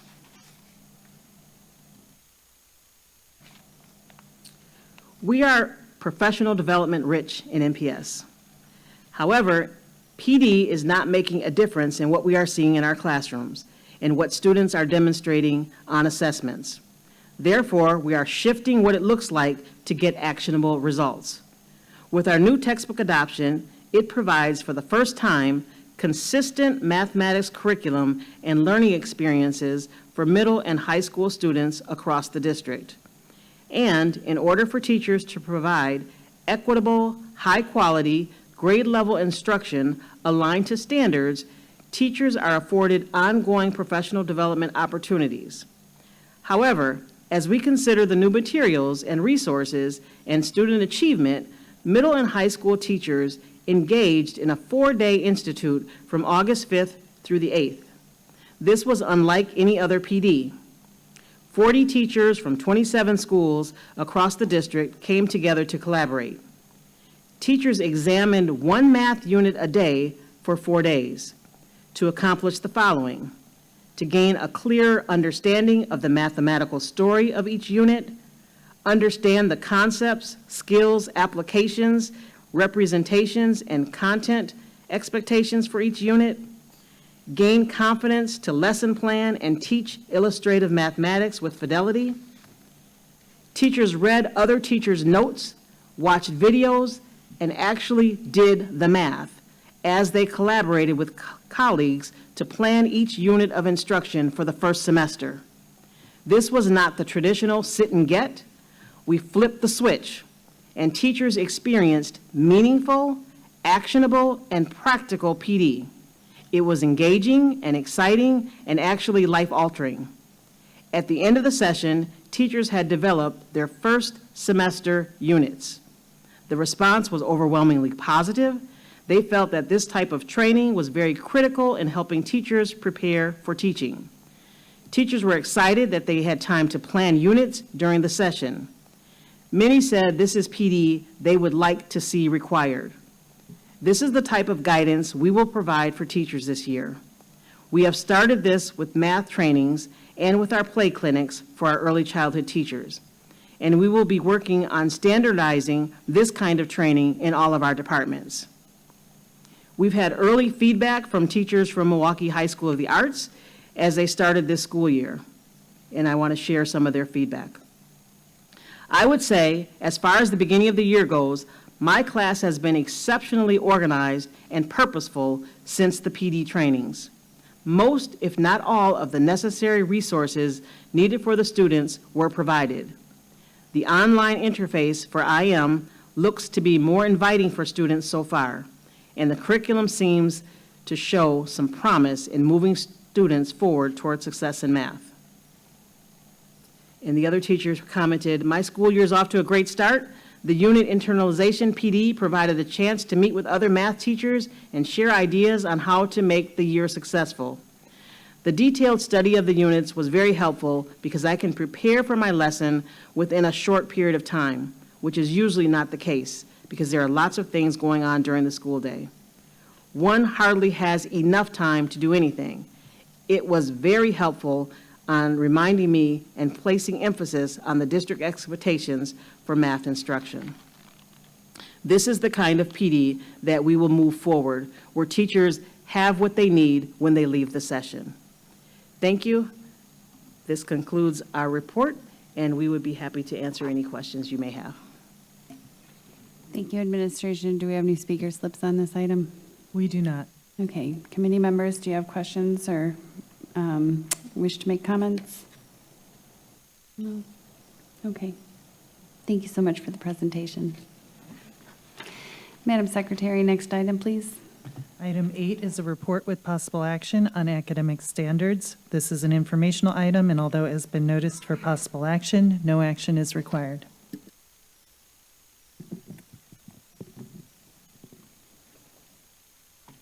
Administration, sorry, please present the item. Chair O'Halloran, members of the committee, Eduardo Galvan, Interim Superintendent. Tonight, as required by Wisconsin's Department of Public Instruction, we are reporting on the current adopted academic standards for the 2024-2025 school year. With me is Dr. Felicia Saffold to share this information and respond to any questions you may have. Good evening, Chair O'Halloran, members of the committee. I am Felicia Saffold, Senior Director of Curriculum and Instruction. Tonight, I am presenting the annual academic standard report based on the requirements of the Wisconsin Department of Public Instruction. I will present an academic standards overview. The Common Core State Standards were adopted in 2012, aligning with Comprehensive Literacy Plan and the Comprehensive Mathematics and Science Plan. These guide classroom instruction and professional development. The Common Core essential elements provide students with significant intellectual disabilities the opportunity to meet challenging expectations similar to their non-disabled peers. The Career and Technical Education Standards were developed in 2013, and they cover 6 content areas: agriculture, business, family and consumer sciences, health science, marketing, and technology for grades PK through 12, preparing students for college and careers. In 2014, the Wisconsin Model Early Learning Standards were adopted, and they focus on student-initiated and teacher-initiated activities for early learning success. In 2017, the Next Generation Science Standards were adopted, and they identify essential science and engineering practices for K through 12 students, supported by STEM lessons and Project Lead the Way initiatives. In 2018, Social Studies Standards were adopted, and they provide a foundation for what students should know and be able to do at each grade level, supported by a recent textbook adoption. In 2019, the Wisconsin Standards for World Languages were adopted, and they support equitable access to meaningful learning outcomes for all world language learners. In 2021, English Language Development Standards were adopted, and they expand multilingual learners' language capabilities, integrating language and content learning. And new this year, for 2024, the Wisconsin Career and Technical Education Standards were adopted, preparing students for high-wage, high-demand careers. And our Wisconsin academic standards cover additional areas such as art, dance, environmental education, health, IT, literacy, music, nutrition, personal finance literacy, physical education, reading, school counseling, theater, and world languages. Current initiatives in MPS keep us focused on the implementation of these standards. With ambitious instruction, our focus is on explicit instruction, formative practices, and student engagement, which are essential to ensuring rigorous teaching and learning in the classroom. And with our focus on our strategic plan goals, we are monitoring plans, assessing data, and tracking our impact. With science-based literacy instruction, utilizing K3 through K4 Frog Street curriculum for phonological awareness, and K5 through 8th grade HMH curriculum for systematic phonics instruction. With literacy assessments, Brigance measures progress, diagnoses delays, and identifies age equivalent of the development of children from birth to age 7. STAR assessments are used for grades 1 and 2, and language-specific assessments for French and German. With Act 20 compliance, implementing Ames Web assessment, we will implement Ames Web assessment following DPI's guidelines for assessment tools. We were honored with a delay until spring to allow training for those assessments.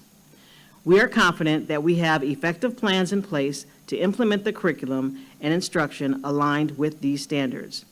Next year, MPS administration will conduct a full review of the standards to align with our strategic plan, adjustments to Act 20, and access for all learners. That concludes this report, and I'm able to answer any questions you might have. Thank you, administration. Do we have any speaker slips on this item, Madam Secretary? We do not. Okay.